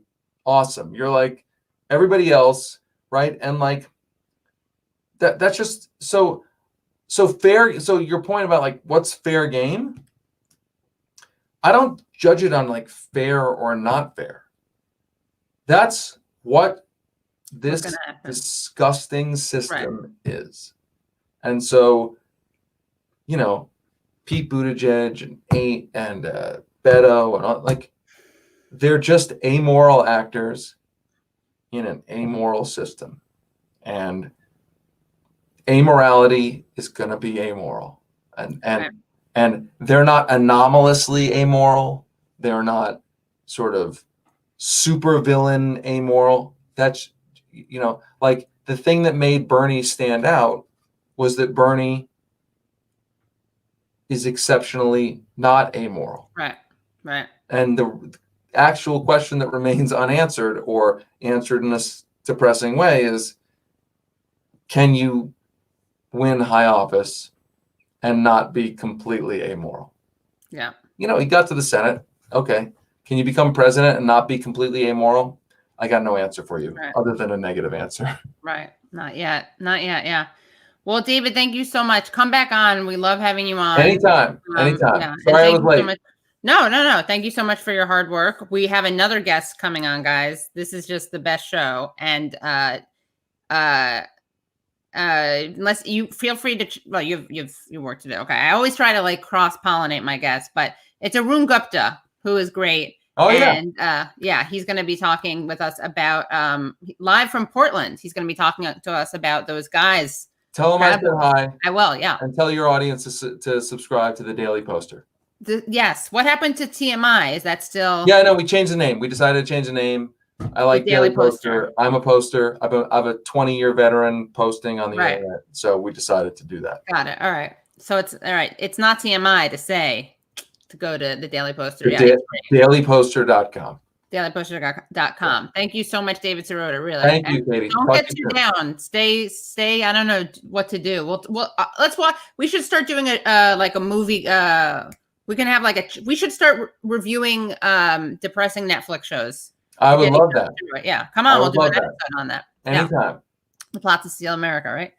Take care. Thanks for inviting me. All right, bye. Bye. All right, guys. Wow. I'm just going to bring on the next guest, and thank you everyone for all of your super chats so far. I will read some of them, and also I'm going to give you guys the opportunity to ask our next guest questions. I'm sure you're going to have a lot because he is someone who is reporting live from Portland. Welcome. That's right. Bro. How are you? Thank you so much for coming back onto the show. I'm doing good. I was gonna say great, but I don't think anyone's doing great unless you're a psychopath. I'm even wearing my t-shirt that I used to blend in with the fascies. Oh, nice. What is it? It's just an American flag? Yeah. It's kind of just a distressed, something subtle. Though actually on Saturday I wore my Trump t-shirt. Oh, good. Yeah, and that actually proved to be useful. I got a lot of looks, but once I got caught sight of the Trump t-shirt, they ignored me. Yeah, you got to have a Trump hat, so it's like there's no leg. Seriously. Yeah. No, I thought about that, but I don't want to give them any more money. I got I'll buy you a Trump hat. Now I'm like nervous. I'm gonna get you a Trump hat. I'll make you one from hand if needs be. I was in the waiting room, and at first I thought, does Katie have Bernie Sanders on? Because there's some old Jewish guy yelling at me. So funny, yeah. I'm sure David would be felling to hear that. So Arun, by the way, as people know, is a journalist. He's written for places, the Intercept, Daily Beast, Nation. And also the writer of a cookbook. No, it's a nonfiction book about American cuisine. Basically, American cuisine is the most revolutionary cuisine in the world. So there's no recipes in it.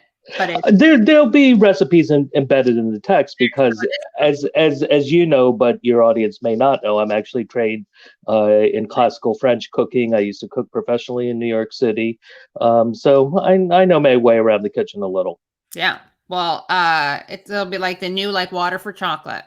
And it's called Bacon as a Weapon of Mass Destruction, which I think is appropriate for these times. I was thinking of changing the name to Apocalypse Chow. Oh, that's good. I like that. That's awesome. Well, actually, let me just tweet out that you've joined us because what did you think of the debates and what was it like watching them in Portland, hearing Trump's description of what happened there? I mean, it's ludicrous. It's a boogeyman.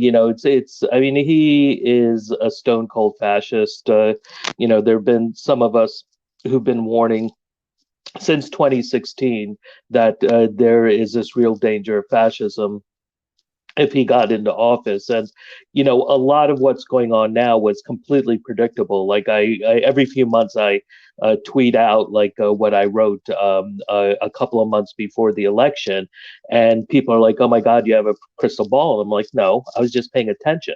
I was going to Trump rallies, and I was seeing that Trumpism is a dynamic. It's not this static force, and so it was clear that he kept having to go to more extremes, kept having to look for scapegoats that he would keep doubling down. So it's not a surprise at this point that he's essentially endorsing, saying like, hey, where's my Freikorps, which was the Nazi street fighting force last night, by endorsing the Proud Boys, which are, I think it's fair to call them, as many journalists and researchers do, a white supremacist organization.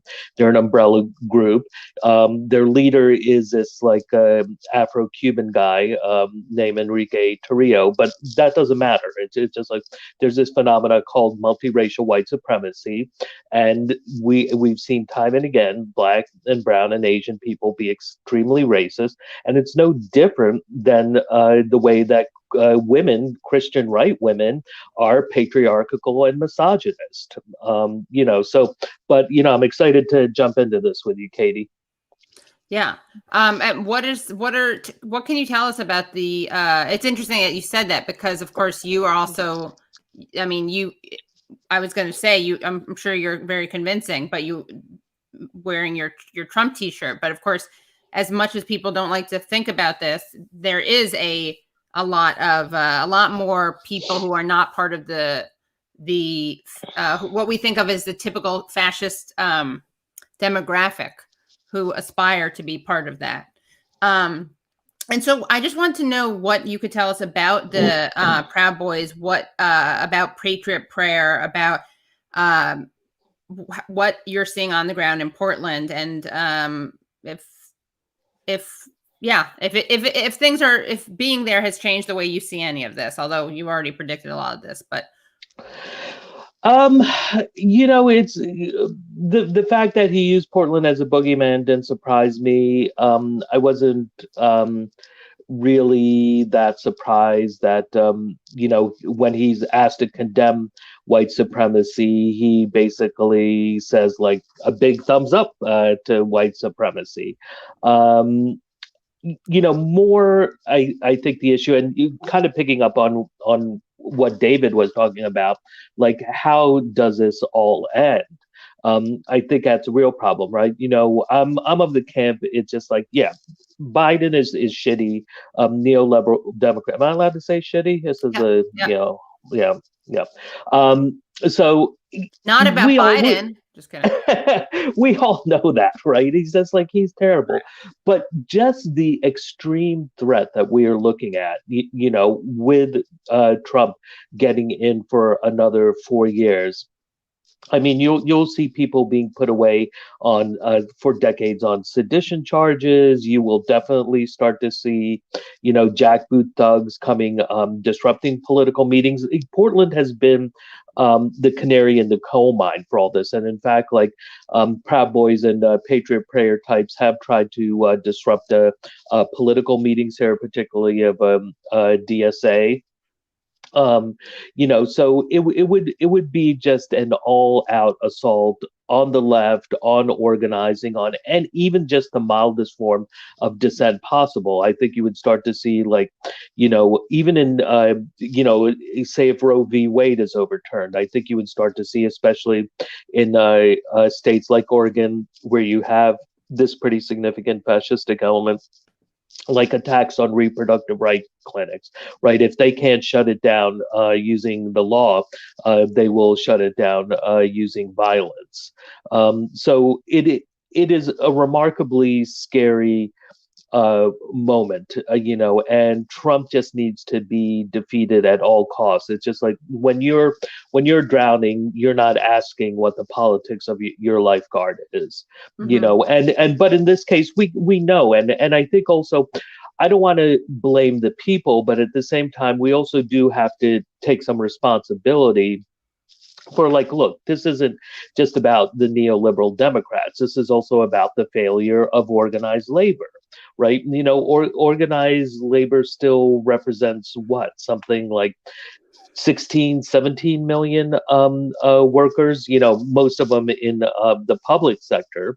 But where have they been during all this, or the fact that in 2016 you had an extraordinary number of union households voting for Trump. In Ohio, he won I believe it wasn't just union households, but union members he won a majority of, right?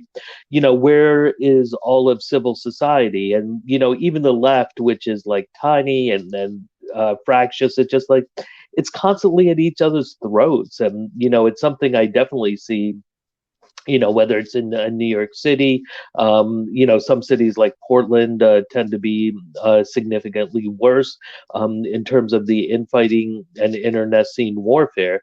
But I think the goal right now, the only thing we can do is to get the boot off our neck, to give progressive left-wing radical social forces the space to be able to organize real mass movements.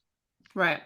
And what else do you want should people know about these groups? I mean, you've been posting a lot of tweets and a lot of articles about Proud Boys, Patriot Prayer. What do you think can be done because I have this fear that the left is going to, not to sound like I keep saying this, but I'll say this.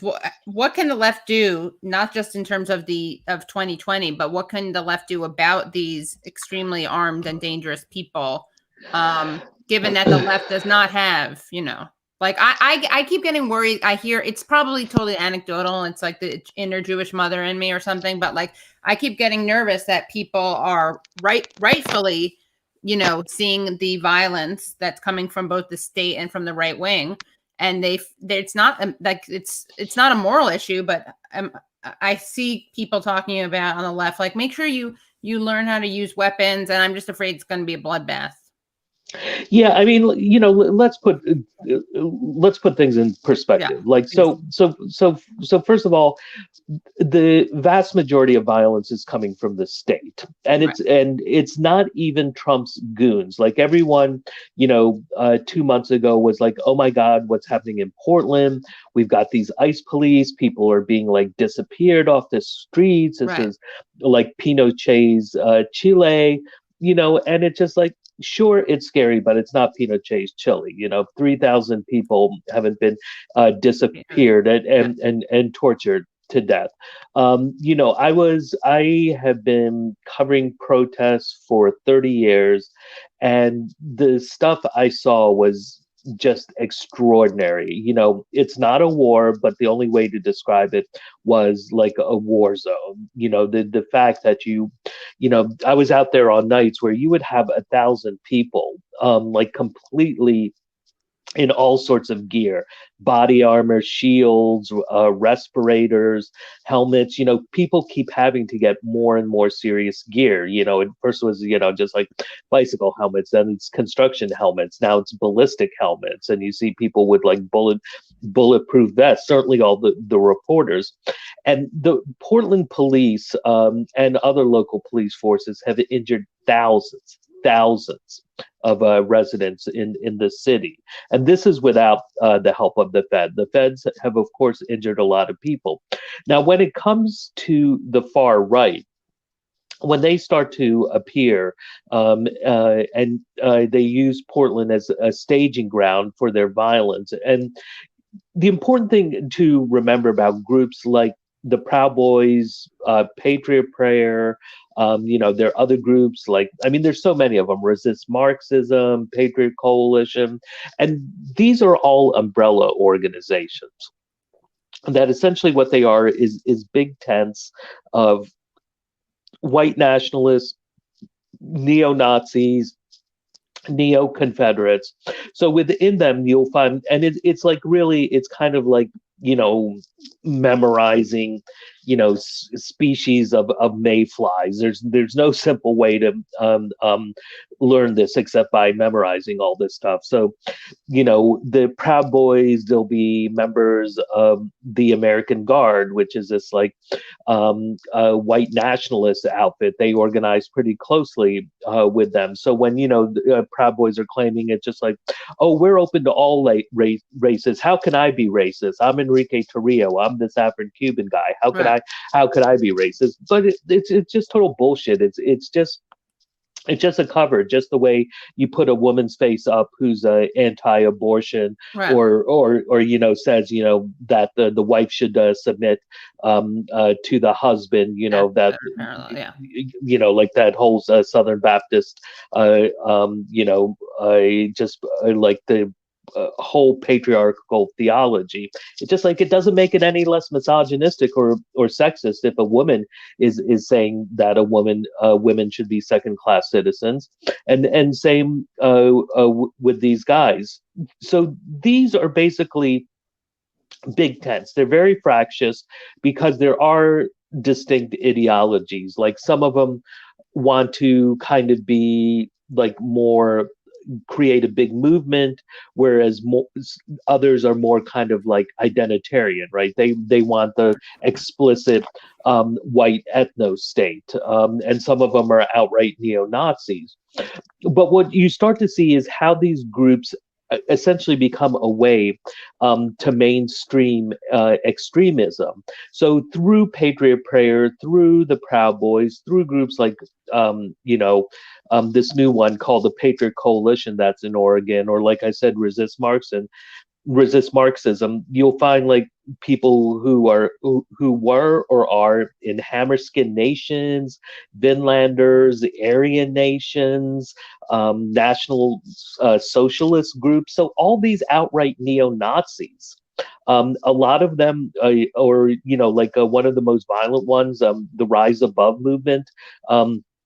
And in the Pacific Northwest, Patriot Prayer really is very tightly enmeshed with the Proud Boys. Like there's just a lot of, it's hard to say where one ends and the other begins. And so you'll see, like they'll be organizing with the Rise Above movement, which is this really violent, it's basic organization. It's this alt-right street fighting club. They're white nationalists. A lot of them are hardcore criminals. And what they do is they train to fight their ideological enemies. A lot of these groups have been tied to murders directly, either, attacking Black or brown people, or often, they end up murdering one of their own. So these are, and so when you see a lot of the reporting has been absolutely terrible. Like they let these mouthpieces like Joey Gibson, who's also half Asian, like Enrique Tarrio, just get up there and spout, oh, we're about peace and freedom and the Constitution, and we're just trying to have our say. And what it really is it's just using the excuse of free speech to engage in violence, because their oxygen is really violence. That's what that's what essentially gives their organization meaning. They exist to commit violence. Through the violence, they draw in new recruits. And now we see, Trump is mobilizing them to use them towards much more explicit political ends, to essentially try to organize a coup against the election. Right. And if Trump is defeated, what's going to happen to all of these organizations? I mean, I think that's something David was referring to this, but I think people aren't really, it's not like if Trump is defeated, these people go away, right? So I think if Trump stays in office, let's not say win, because he can't win. It's like what he can do is depress the vote, steal the vote, refuse to leave office, like sabotage the recount, count on his judges to endorse a stolen election. I don't think there's any way he can win a genuine. I don't want to say free, but basically a non-clusterfuck election, let's say. So if he wins, I think that, and this is something I predicted in 2016, that we may see actual pogroms, right? And so we have seen kind of the first, I think, mass killings that are like pogroms, right? The Tree of Life with Robert Bowers, the El Paso shooter last year, Patrick Crusius, who killed 23 Hispanics. So we have seen this actual targeting. I think if he stays in office, that you may see actual more organized mass killings and mass shootings, and then where the state starts to turn a blind eye to it. So where you actually start to get 19th century style European pogroms, where what we've seen in America post Civil War, where there was plenty of pogroms. The most famous one being Tulsa, where the state was an active participant in the massacre of up to 300 African Americans. So if Trump is forced out of office, I think what you would tend to see is, so think of one of the things that we really haven't seen in these 4 years: mass shootings that are apolitical. Right. So there has been a real kind of dearth of mass shooting. So there was also the Gilroy Garlic shooter. That was another one. So I think what you would start to see, so what Trump has done, he's politicized this white male rage that previously was expressing itself in all these mass shootings. So I think you'll see a return to that. I think you'll see more outright terrorism, a la, Timothy McVeigh, which was actually, it wasn't just him, right? There was numerous people who helped him with that plot. Who was the other one? Terry McNichols, I believe, and there were a couple of others. Also, Iraq War veterans. I don't know. Yeah. He was a Persian Gulf. First Iraq War, the good one. Yeah. Yes. Yeah. Right. Exactly. So I think you'll start to see more type of terrorism of that type. I think the greater danger, and what David, your last guest, was getting at is more just the mass sentiment that remains there. I think one of the scariest things is the QAnon stuff. And I wasn't even really aware of this. I haven't really paid it much attention. I always assumed oh, okay, I'm sure there's anti-Semitic, subtext to it. And there was a piece a couple of weeks ago at justsecurity.org that I was just holy shit, it's basically outright. It's just warmed over protocol of the elders of Zion, right? And the mainstream media can't even talk about that you essentially have a Nazi fucking president, because one of the hallmarks of Nazism was occultism, right? And so that's what QAnon is. And it's the same exact conspiracy theory. Instead of, that was the Jewish blood libel, that they were preying on the children. And this is the same thing, that, there's these satanic cult of powerful pedophiles who are preying on children. Another thing that I think was really appalling, that this should have been a banner headline when Trump last week endorsed eugenics when he was in Minnesota. When he started talking about genes, and you have strong genes and racehorse theory, and you people, you've got good genes, it's just this. This is out. The only outlet that I saw that really covered it was Rolling Stone, which is kind of not surprising. They're willing to I think take on issues that a lot of the mainstream media won't. And so you have a president who is absolutely a fascist, and the mainstream media still get tied up in knots, oh, but we don't have fascism. That's a different question. Whether he's a successful fascist or not is a completely different question.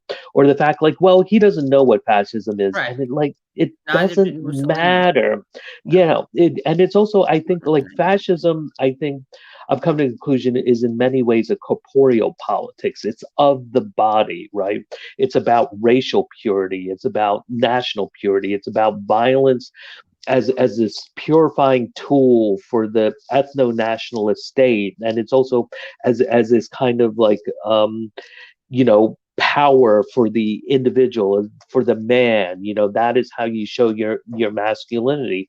And Trump is a natural at this type of fascism, right? Everything is either beautiful or disgusting.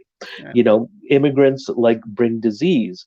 And so this is where the Proud Boys and these groups fit in, that they are essentially serve in the capacity to carry out the political violence versus ICE and DHS. The role is the Gestapo. I mean, they're really in a lot of ways no different than the Gestapo. We don't even talk about immigrants anymore, even though we have these horrifying refugee camps in Mexico that are, and I went down there earlier this year and spent time in one of them, Matamoros, which is across from Brownsville, Texas. And it's just like the conditions there are bad, but you can see how these could become proto-death camps. And the conditions there have worsened significantly, as the border has been shut down completely, as COVID, the pandemic came in, and all these civil society groups had to kind of cease operations as the weather conditions, flooding and windstorms, and people have been living in tents now for a year and a half. There's regular disease outbreaks. And this is all kind of looking like the beginning of what death camps could be. So these far-right militias play a very specific role, which is to attack the left, to try to, destroy the left. And in Portland, the Portland police have let them openly been doing it. I think one of the most telling moments was, so there's this Proud Boy who now the Proud Boys are trying to distance themselves from, right? This is one of the things I was explaining in that Twitter thread that I put up. They play this duplicitous rhetorical game in a lot of different ways. They claim oh, we're peaceful, but we're going to defend ourselves. That's complete bullshit. They're always coming to do violence. There have been numerous chats exposed, the Huffington Post, the Guardian, Ucorn Riot have all gotten different logs from chats among Proud Boys and other allied groups where they're outright planning violence. They're talking about killing Antifa and BLM. It's full of just all this misogyny and transphobia and racism. They show off weapons. They talk about, how they make it look like self-defense. How do they bait Antifa into throwing the first punch? Not that matters. Often they're the ones who throw the first punch. And so it's their role is really to try and destroy any sort of political opposition in the street. And this is why I just don't have any tolerance for anyone on the left who's just but Biden is so bad. It's just you're being a suicidal moron. Okay, if Trump stays in office, they are going to seek to crush any sort of organized political activity on the left. And that's what the role that these groups would play. Yeah. Just quick, we have some questions. Let's see. Arun's opinion on the systemic causes of reactionary developments. That's one. Thank you from Oz Whistles. Then we also have, one second, sorry. Some super chats. There was a question about a specific organization. Hold on one second, please. Sorry about this. No problem. So can you read the first question again? Because it's kind of broad and vague. Systemic causes of reactionary developments. That's from, and then that was from Oz Whistles. And then David Melford wanted to know about the TFP, American Society for the Defense of Traditional Family and Property, if you knew anything about that. Maybe not. And no. Can't hold you. You're not responsible for all of the, who can keep track of all these, yeah. Oh, there are hundreds of groups. Right. Yeah.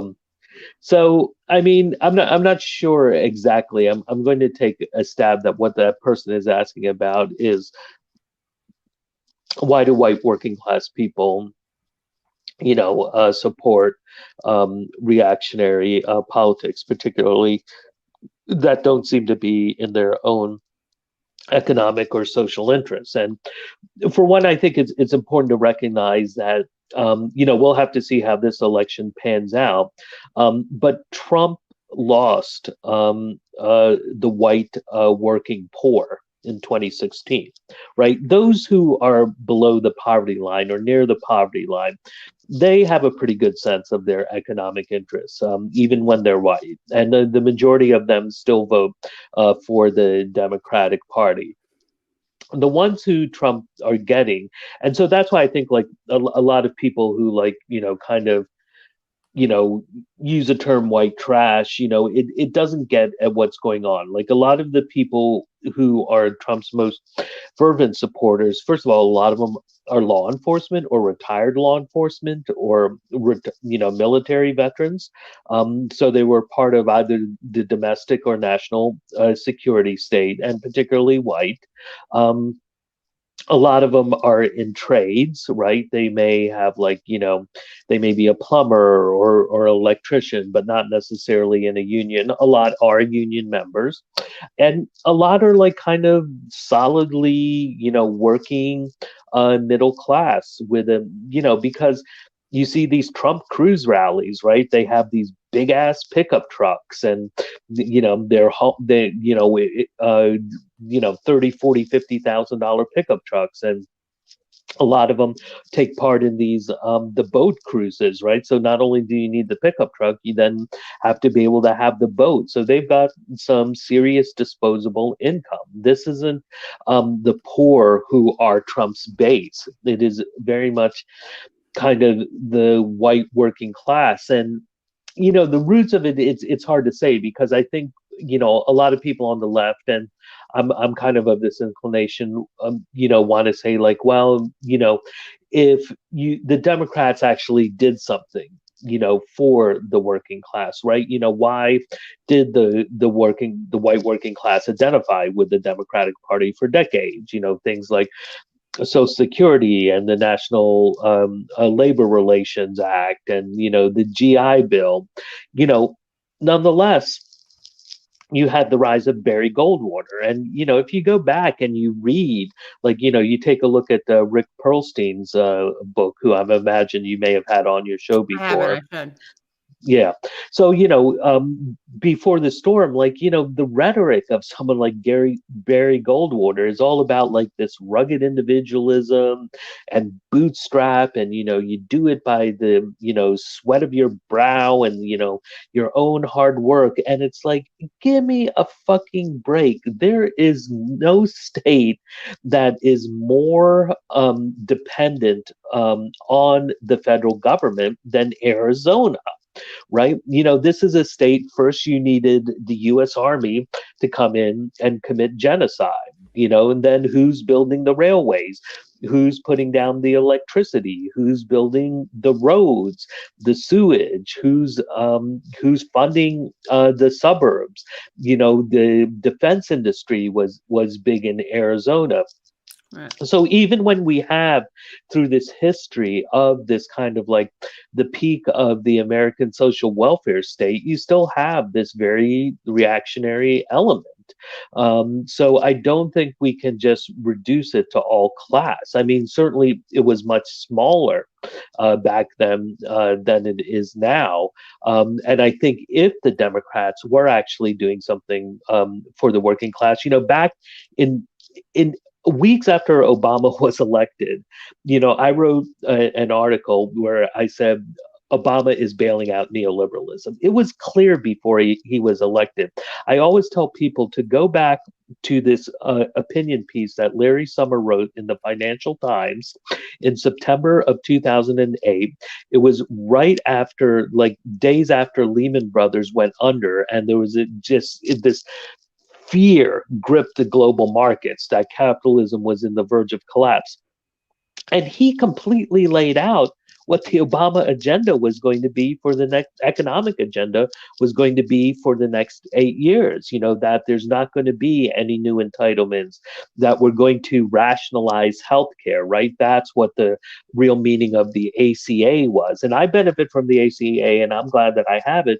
But let's be real. What they were essentially doing is like, we're going to spread out about the same amount of healthcare, maybe a little more, among more people. That's what it was doing. And it's just like, okay, sure, a lot of people have been helped, but medical bankruptcy is still a huge issue, as is denial of services. And then Larry Summers said we need to deal with entitlements, and go back to the Washington Post. A couple of days before Obama was inaugurated, he sat down with the editorial board of the Washington Post, as is traditional, and the banner headline was Obama to address entitlements. Right. So you're coming in the greatest economic catastrophe, which completely caused by Wall Street, just mass criminality, and they're looking to basically screw over the middle class by cutting Social Security, by cutting Medicare and Medicaid, and the poor as well, obviously.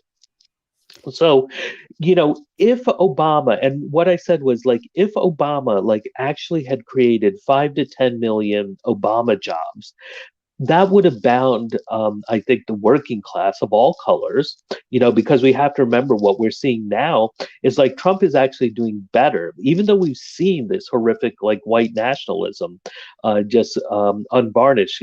He's actually doing better among people of color this time than he was in 2016. And a lot of that, I think, is just basically patriarchy and misogyny, because in specific, he's doing better among Black men and Hispanic men, So, but if Obama had created a massive jobs program, then I think these issues of race and nationalism, because what Trump did was he basically took class issues and forced them through this racial ethno-nationalist lens, right? Because people were suffering, like in my reporting, yeah. I've spent a good bit of time in the Midwest. I've talked to I've talked to all these union workers, and it's really quite extraordinary, especially the men, who tend to be worse with financial management, it seems. Nearly every single one I've talked to, and this is like a few dozen, I'm talking about 30 or 40 over the, where I've actually sat down and done lengthy interviews over the last decade. I'd say 90% of them went into personal bankruptcy because of the Great Recession. The vast majority either lost a car, was foreclosed on. Most of them lost a home that was foreclosed on. And Obama they really did nothing to help them. You can't campaign on, well, we didn't allow the auto industry to be destroyed, when you force down their wages, right? They forced the auto workers to take this $5 an hour pay cut. That's a huge pay cut. That's like a $10,000 drop or more because of overtime right there. And so that's not going to motivate the working class a whole hell of a lot. So if the Democrats were actually doing something, and that's why I think Bernie Sanders, we can all agree, it's just free college tuition, Medicare for all. I think a Green New Deal with millions of union jobs, that would have bound the working class again. I don't want to talk about the white working class, because the working class is disproportionately people of color. Right. Black people are more likely, Latino people are more likely, and we see that with the pandemic, right? That part of the reason that they're dying from these higher rates is they're in these positions. They're in the food industry, in the grocery stores, and trucking and warehouses. In the medical industry, especially support staff, they're dying at a greater rate because they are more likely to be working class. So yeah, I don't have any faith in Biden, but it then becomes, what are we going to do about it? Yeah. So what are we going to do about it? I mean, I think that like sometimes I think that we can acknowledge, right, that you can always find cases that disprove something, but in general, the less people feel like they're losing their standard of living, whether it's true or not, like the less people feel economically insecure, and I know this gets dunked on a lot, you know, the less susceptible they are in general, which doesn't mean like that you can never find someone for whom this doesn't apply. But I do think, I mean, I think you agree with this. I think everyone watching would agree that there is this correlation between, well, there are two issues. One is universal rights are good anyway. And I do think that they're also effective. They're, you know, people are often like, is that going to get rid of Hillary Clinton, for instance, famously saying, well, breaking up the banks and racism? No, which was such a terrible thing to say, because first of all, no one was saying that would happen. And second of all, that was a racialized in poverty, an attack. But I think that, yeah, it's just the more people we should just be doing everything we can for everyone. And sometimes there's this annoying, you're not doing this, but this annoying chiding and moralizing and blaming. And that's not really we don't really have time for that, first of all. And second of all, these are things that we should be pursuing. But sorry, there's another question for you that I'm trying to, thank you, Guy Shaw, for the donation. And then, yeah, how are we going to organize? That's the other question, right? What's the stuff that we're going to do, hopefully under Biden? Not to, ask you too overwhelming of a question. I think, we'll see, say Biden does get into office. I think certainly we'll see, a resurgence in the whole Black Lives Matter movement, because one of the reasons, Trump has been effective is he is in a way kind of right that it's these democratic cities that are the problem. Now, they're not the problem in the way that he says they're the problem, right? He's saying they're too lenient on protesters, but the reality is no, they're too violent. That this police violence, this racist police violence, and also political violence. Let's not forget that, right? That's something that has been erased. That the police systematically carry out violence against the political left.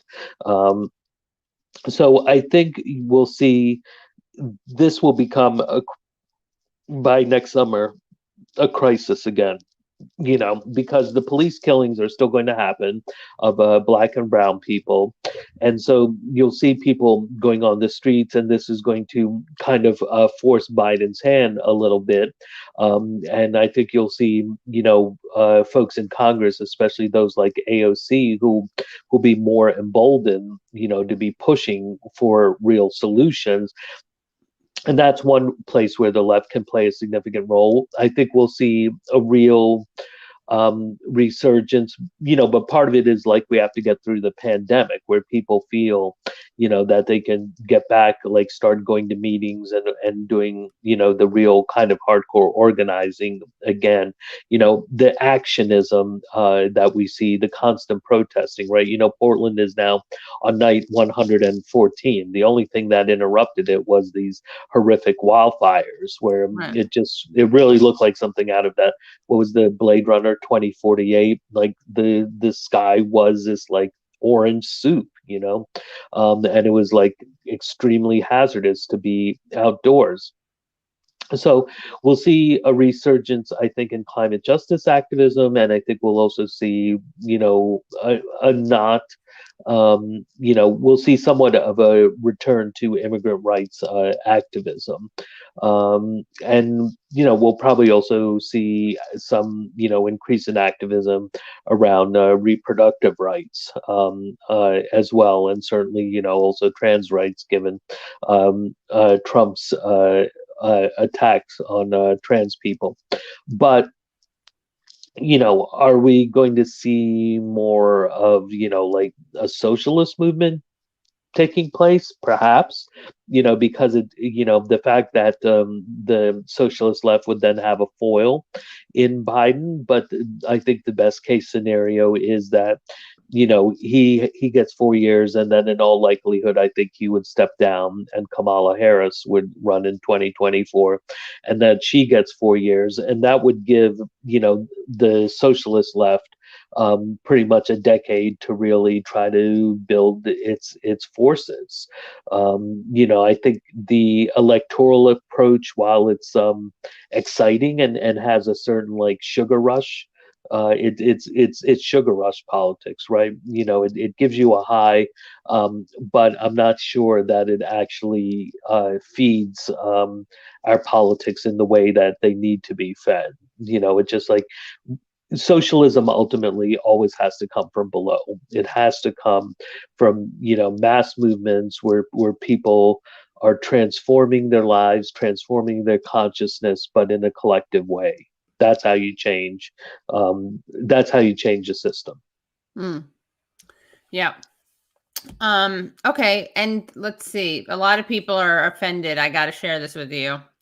People are. I don't think some people in the chat think that you were calling third-party people idiots.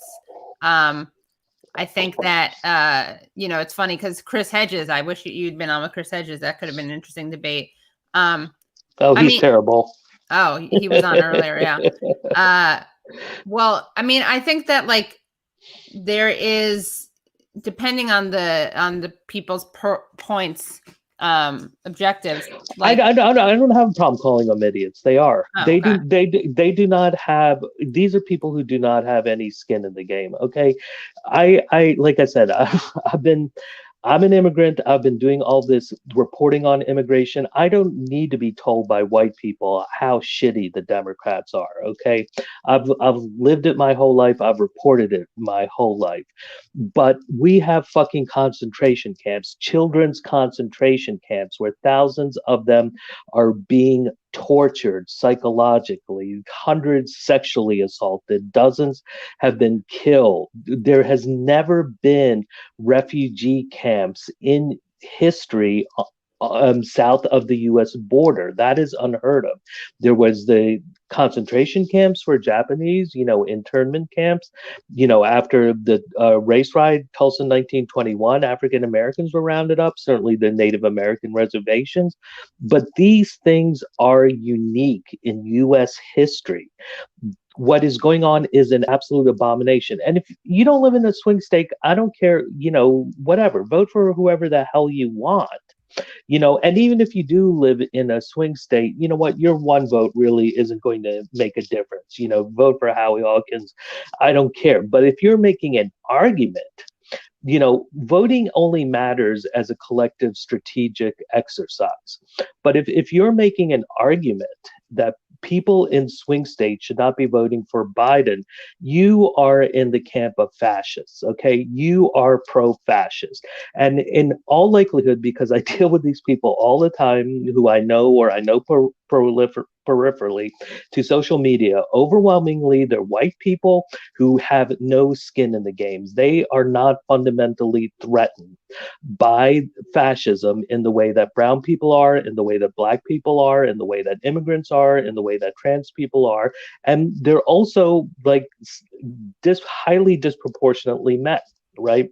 They're not women whose reproductive rights are threatened, whose status in the workplace is threatened, who are threatened, by sexual harassment and sexual assault. These are people with no skin in the game, and I also guarantee you that they're not involved in any sort of meaningful political activity on the ground in the streets. These are people who just sit at home and bitch on Facebook. They don't actually do anything significant politically. Well, okay, we got some people who are just pointing out that they're not white and that they're not. I mean, I do think this is true. I don't think that the straight white privilege, no skin in the game thing explains all third-party voters. There's always going to be exceptions to the rule. Look, I know those two, but I'm talking like 85 to 90% of them are white people, who and whatever. And there's also plenty of people of color who think like white people. Yeah, I mean, then there's a question of if we actually want to do this. If the goal is to defeat Trump, there probably has to be better messaging. I'm just some constructive feedback. I mean, feel free to vent, no. I mean, yeah. No. I actually I really don't give a shit what these people do. They're irrelevant. They don't do anything significant politically. They're not, because I've built my reporting on career on reporting on social movements on the left and on the right. And particularly on the left, I have been involved in these mass struggles. And I guarantee you there is not one person in the immigrant rights movement who is active in organizing around defense of immigrants who thinks that Biden and Trump are the same and who cares. The people who think that they're enemies of the immigrant rights movement. Okay, we'll have to have another debate. We'll have to have another show where people can debate you on that. And Chris Hedges is the guy who called Black Bloc a cancer on the left. Remember? Oh no. During Occupy. Got it. The people out there who are and Black Bloc is, of course, it's not Antifa. You're very but critical of Black Bloc, though, right? But it's look, I'm a materialist. I was critical of Black Bloc in certain at a certain time. I wrote about back in Occupy. I was saying if this becomes about Occupy versus the police, that's a losing message. I was critical of the FTP, the fuck the police marches, of the type of petty perspective. What? From a strategic perspective? Yeah. And even, you had me and Natasha Leonard, right. And we never got to debate that, right? About the inauguration. Yeah. We ended up talking about, and I thought that I was there. I was in the middle of that. That was epically stupid in my opinion. That was just like juvenile adventurism. But the people who are fighting on this, first of all, it's very different, right? Even just 4 years ago, I was a lot of anarchists. Now, what you see with Antifa, it's kind of majority female, femme, trans, queer. These are people who are out there who are directly threatened by Trumpism, who are defending themselves. I think these people are real heroes. When people say support our troops, these are our troops. They're out there fighting and suffering. I know so many people who've been brutalized, broken bones, smashed faces, concussions, head wounds, just all sorts of just horrific injuries that put them out of commission for weeks or months. There are those who have been nearly killed. I don't know any of those, but I've talked to some of them who've been given horrific head wounds. So the conditions have changed significantly. And the thing is, what you see in places like Portland is you don't see that type of juvenile property destruction, right? They know they're not out there to smash up banks or Starbucks windows. They're out there to protest police violence, systemic police racism, to stand for Black Lives Matter, and they're out there defending themselves against this, just terrible police violence that keeps being enacted on them and others night after night after night. So the measure of your politics is not being dogmatic. It's how do you respond to the changing material conditions. And look, I voted for Nader in 2096. I also voted for him in 2004. I mean, I live in New York, so it doesn't matter where I vote, right? But if you are arguing that people in swing state should not vote for Biden, you are an enemy of everything that is just and progressive and good. You heard it here, ladies and gentlemen. I think this is a good debate to have, But yeah, I think people are getting pretty pissed off. so yeah, it's okay. People can get pissed off. People can disagree. And anything else that people want to talk about? Anything else you want to make sure is raised? Me? Yeah. Sorry. Oh, I thought you were asking your audience. It's if you think it's bad now, it is, but you really don't have any idea of how bad it can be if Trump manages to stay in office. You'll be wishing for these last 4 years. Yeah. Okay. Got it. And by the way, Arun is not someone who's soft on Democrats. He understands that Obama has had a hand in all of this stuff. When I began opposing Bill Clinton, 1991. Oh wow. Yeah, because I learned of his involvement with the DNC, and look. I mean, like I can tell you one thing that I personally find offensive, especially is like which I see a lot, white people telling people of color, like trying to school them on the history of the Democratic Party. And it's just like, motherfuckers, we know this better than you do.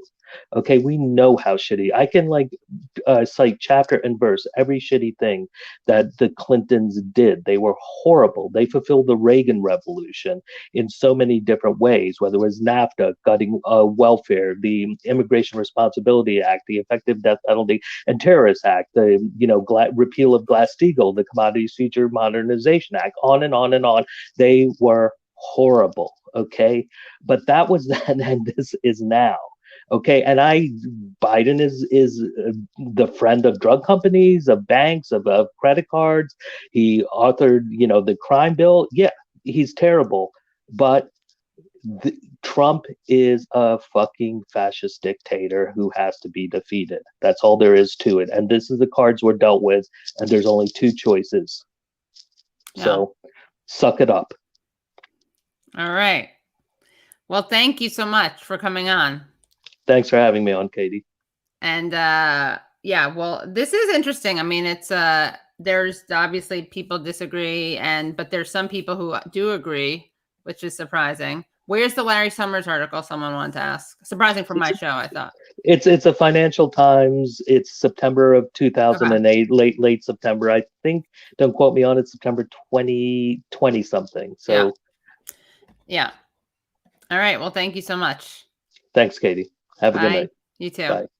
All right, let's get some of the other questions that were not related to that. And everyone can,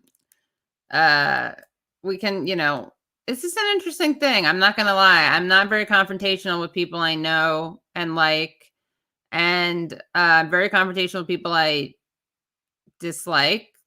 But I got to figure this out. I also do think we should hear different people's perspectives. I want other people to debate though. I kind of want to sick people on each other. If only I had Arun and Chris on at the same time, that would have been great. But you know what? Whatever. I mean, I think that people who don't like that view should be happy with the show most of the time. And yeah. Anyway, I'm really sorry. I got really tired. No reflection of anything. Katie, let them fight. All right. So let me just read some things from you guys. Thank you for your comments and your super chats. Let's see.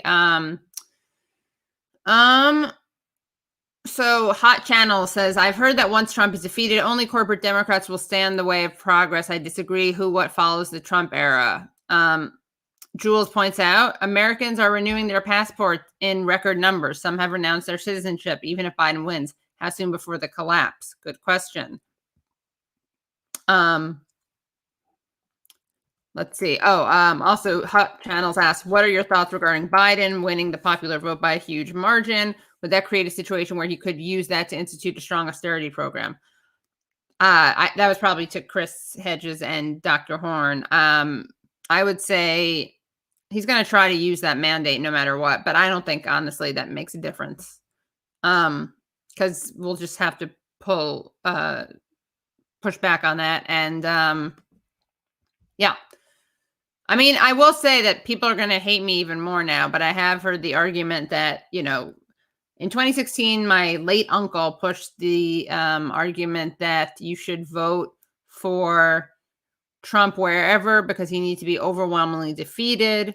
And this is when we oh my God, you should vote against Trump wherever you live, not just in other words, he had to be defeated in the popular vote. So you shouldn't just vote for whomever you want in a safe state.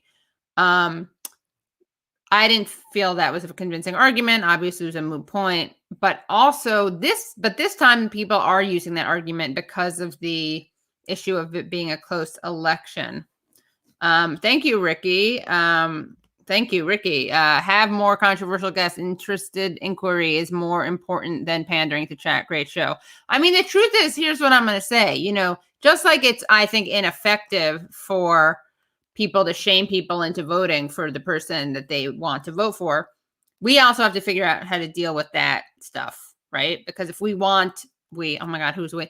If the goal is to make a space where people can, whatever, you guys can all disagree. I don't really know what I'm saying. I mean, except that it's good to hear that stuff because you gotta, if we want to make the counter argument, you know. All right, let's see. What else do we got? Does that make any sense what I said about the huge margin? Okay. Let's see. Kate Savala, thank you. Said that what David said, it's FU and BS this time. Jonathan Tipton Mayers. David, we don't take sides because we're getting paid from the other side. Very true. Ricky points out 11% of the population owns 80% of the nation and they make rules to benefit themselves at the expense of everyone else. True. Sparky. Ironically, unions gave us a larger class, bourgeoisie, which makes for a stronger, more stable economy. Corruption helped destroy them. Hoot Burns. How dare you, David? Demand Dems. I'll send this to David. Demand Dems do right by the people for once. Seriously, though, y'all. And Katie, keep up the good work. Thank you. Ophelia Balls. I can't believe I just read that out loud. Ophelia Balls. COVID economy, Trump, Biden, Emperor, Ming the Merciless, we are doomed. Sparky says, MSM focuses on distraction and conceals real issues. His point about misdirection extends all over. Harry C. Smith. I believe her name's pronounced Amy Boney Carrot. That could be true. David Ledger, Jeffrey, Katie should have asked Chris about Mr. Fish, girl. Okay, someone has to explain it to me. Ramona Lawson says, people who do not work for the betterment of others are bereft of humanity. Not their fault, but it works to our devastating sorrow. More from OB, Ophelia Balls. Those old farts at the SCOTUS have to be given the boot at 65. Reverend Edmund Bolella. Katie, continue your witness for justice. Thank you for all you do. Peace. Thank you. It's very nice. Jonathan Tipton Mayers. We can't deal with any actual issues. We can't even see them until we separate the money, and we can do that. Observer. Neuter the court. Don't expand it. Samuel Moyne. You're right. I got to have him back on to expand on that. Sparky, establishment keeps us in economic slavery. Observer, good chance to bring up Samuel Moynes, Kate. Got a point, Katie. Kate writes, draftjesse.com Ventura is on AK printed ballot and write-in for states. Help us keep a path to victory open for Ventura. Hashtag draft Jesse. Cool.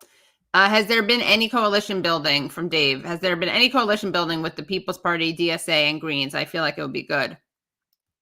Good question. Lumpia Logic asks, why doesn't XR denounce capitalism? I don't know what XR is. Sparky points out, even Jimmy Dore, Joe Rogan can get Chris Hedges and can't, I think you mean Chris Hedges and Gerald Horne at the same time. Great work, Katie. You're the bestest girl ever. Thank you. Thank you again, Lumpia Logic. David Melford, we already asked that question. Ex-hippie, please look up Backyard Politics on YouTube. They are in Salem, Oregon, and got the rundown on Proud Punks. Sparky points out, Buttigieg is a global intel pawn, does as he's told. Dems, I like this one. Dems aren't a party, they're awake. A space wake, get it? Sanders sold out to HRC and his masters at the DNC.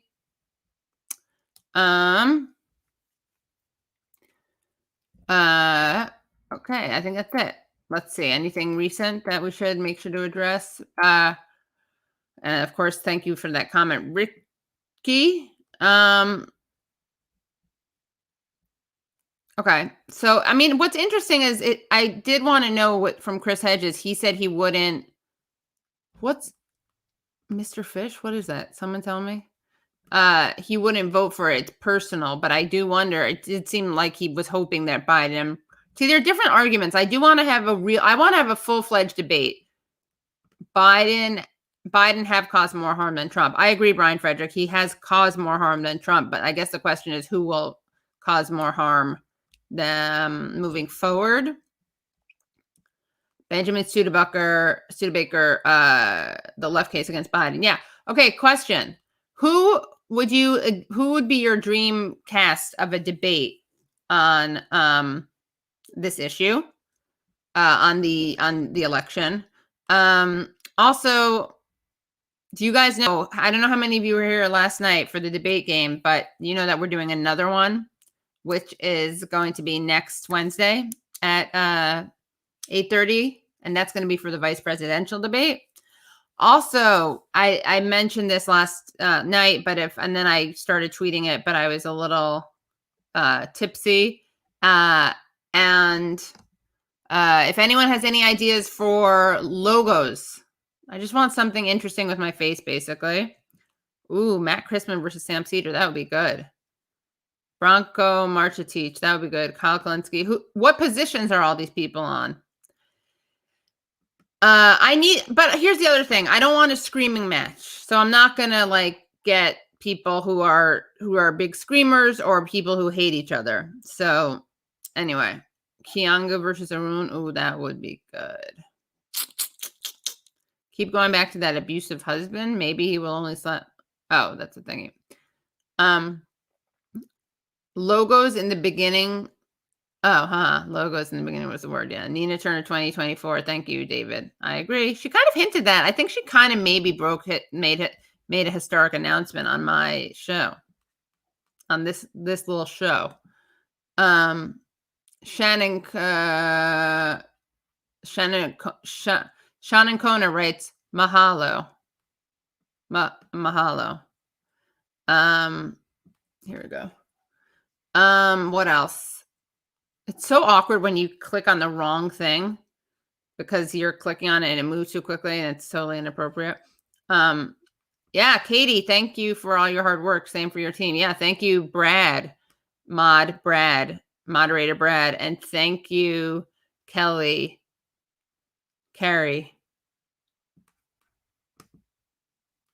Mr. Fish is not a screamer, asked Chris Hedges. Okay, I will. Yeah, I mean, one thing is, does anyone know the numbers on people of color and voting third party or deciding not to vote? That's something that I find a little bit we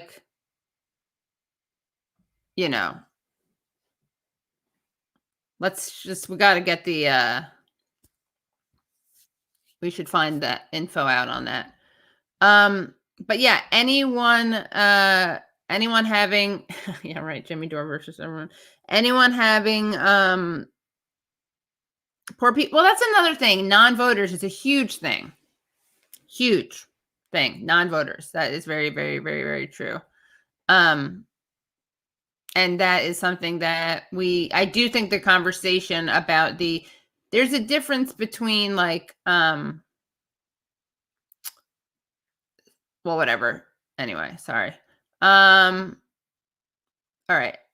I was going to say there's a difference between staying home and not voting and then saying there's no difference. But staying at home and not voting, I bet if you ask a lot of those people, they would say there's no difference.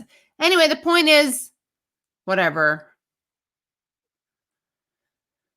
Unite the right. But on the left, we need that slogan. That's our problem. We don't have anything like that. Unite the right. We don't have that on the left. So defect from the left. That's what we have. And there's a lot of that, or defect within the left. Half our country population doesn't vote. Yeah. Be brave, lady. You can say things diplomatically, but what? I lost it. The point is we're fucked. Yeah, I would say so. Where's that be brave lady? I lost it. But not when tired. Yeah, I am. I'm too tired. All right. So here's the deal. Ready, guys? If you have any ideas about logos, please post them. Please post your Twitter below. And I'll right here.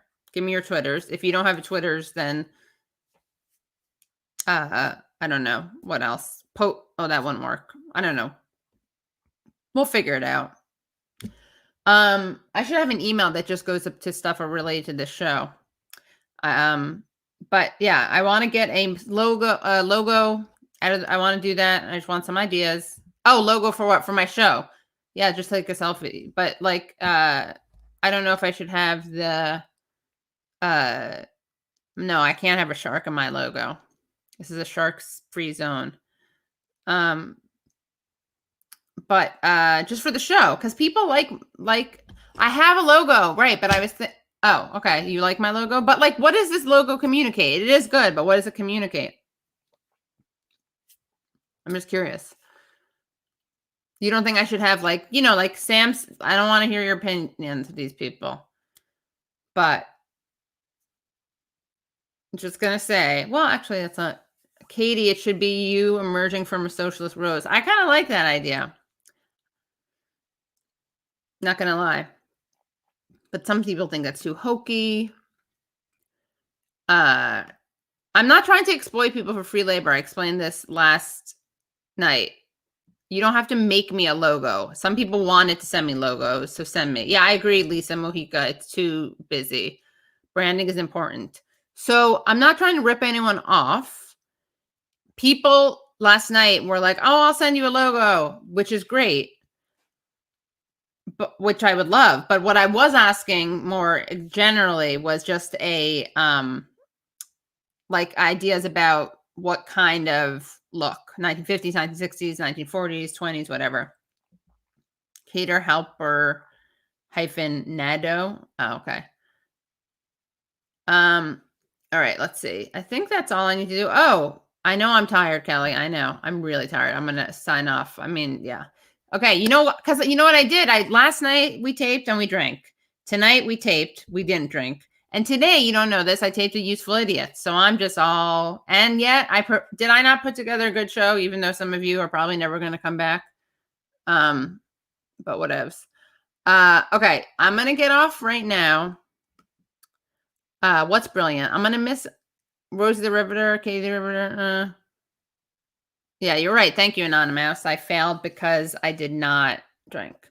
But here's the thing.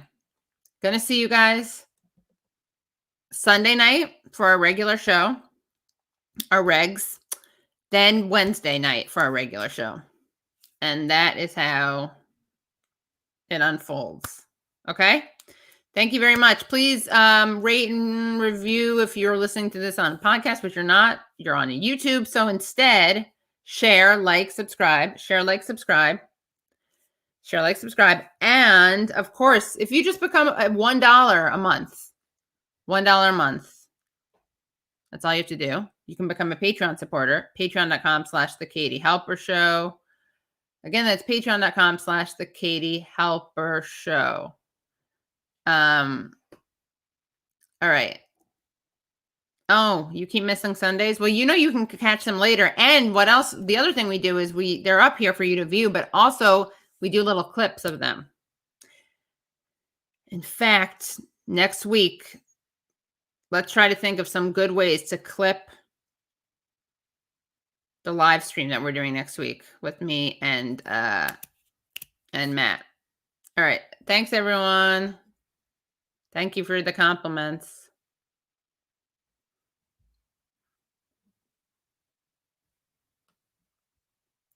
Good night.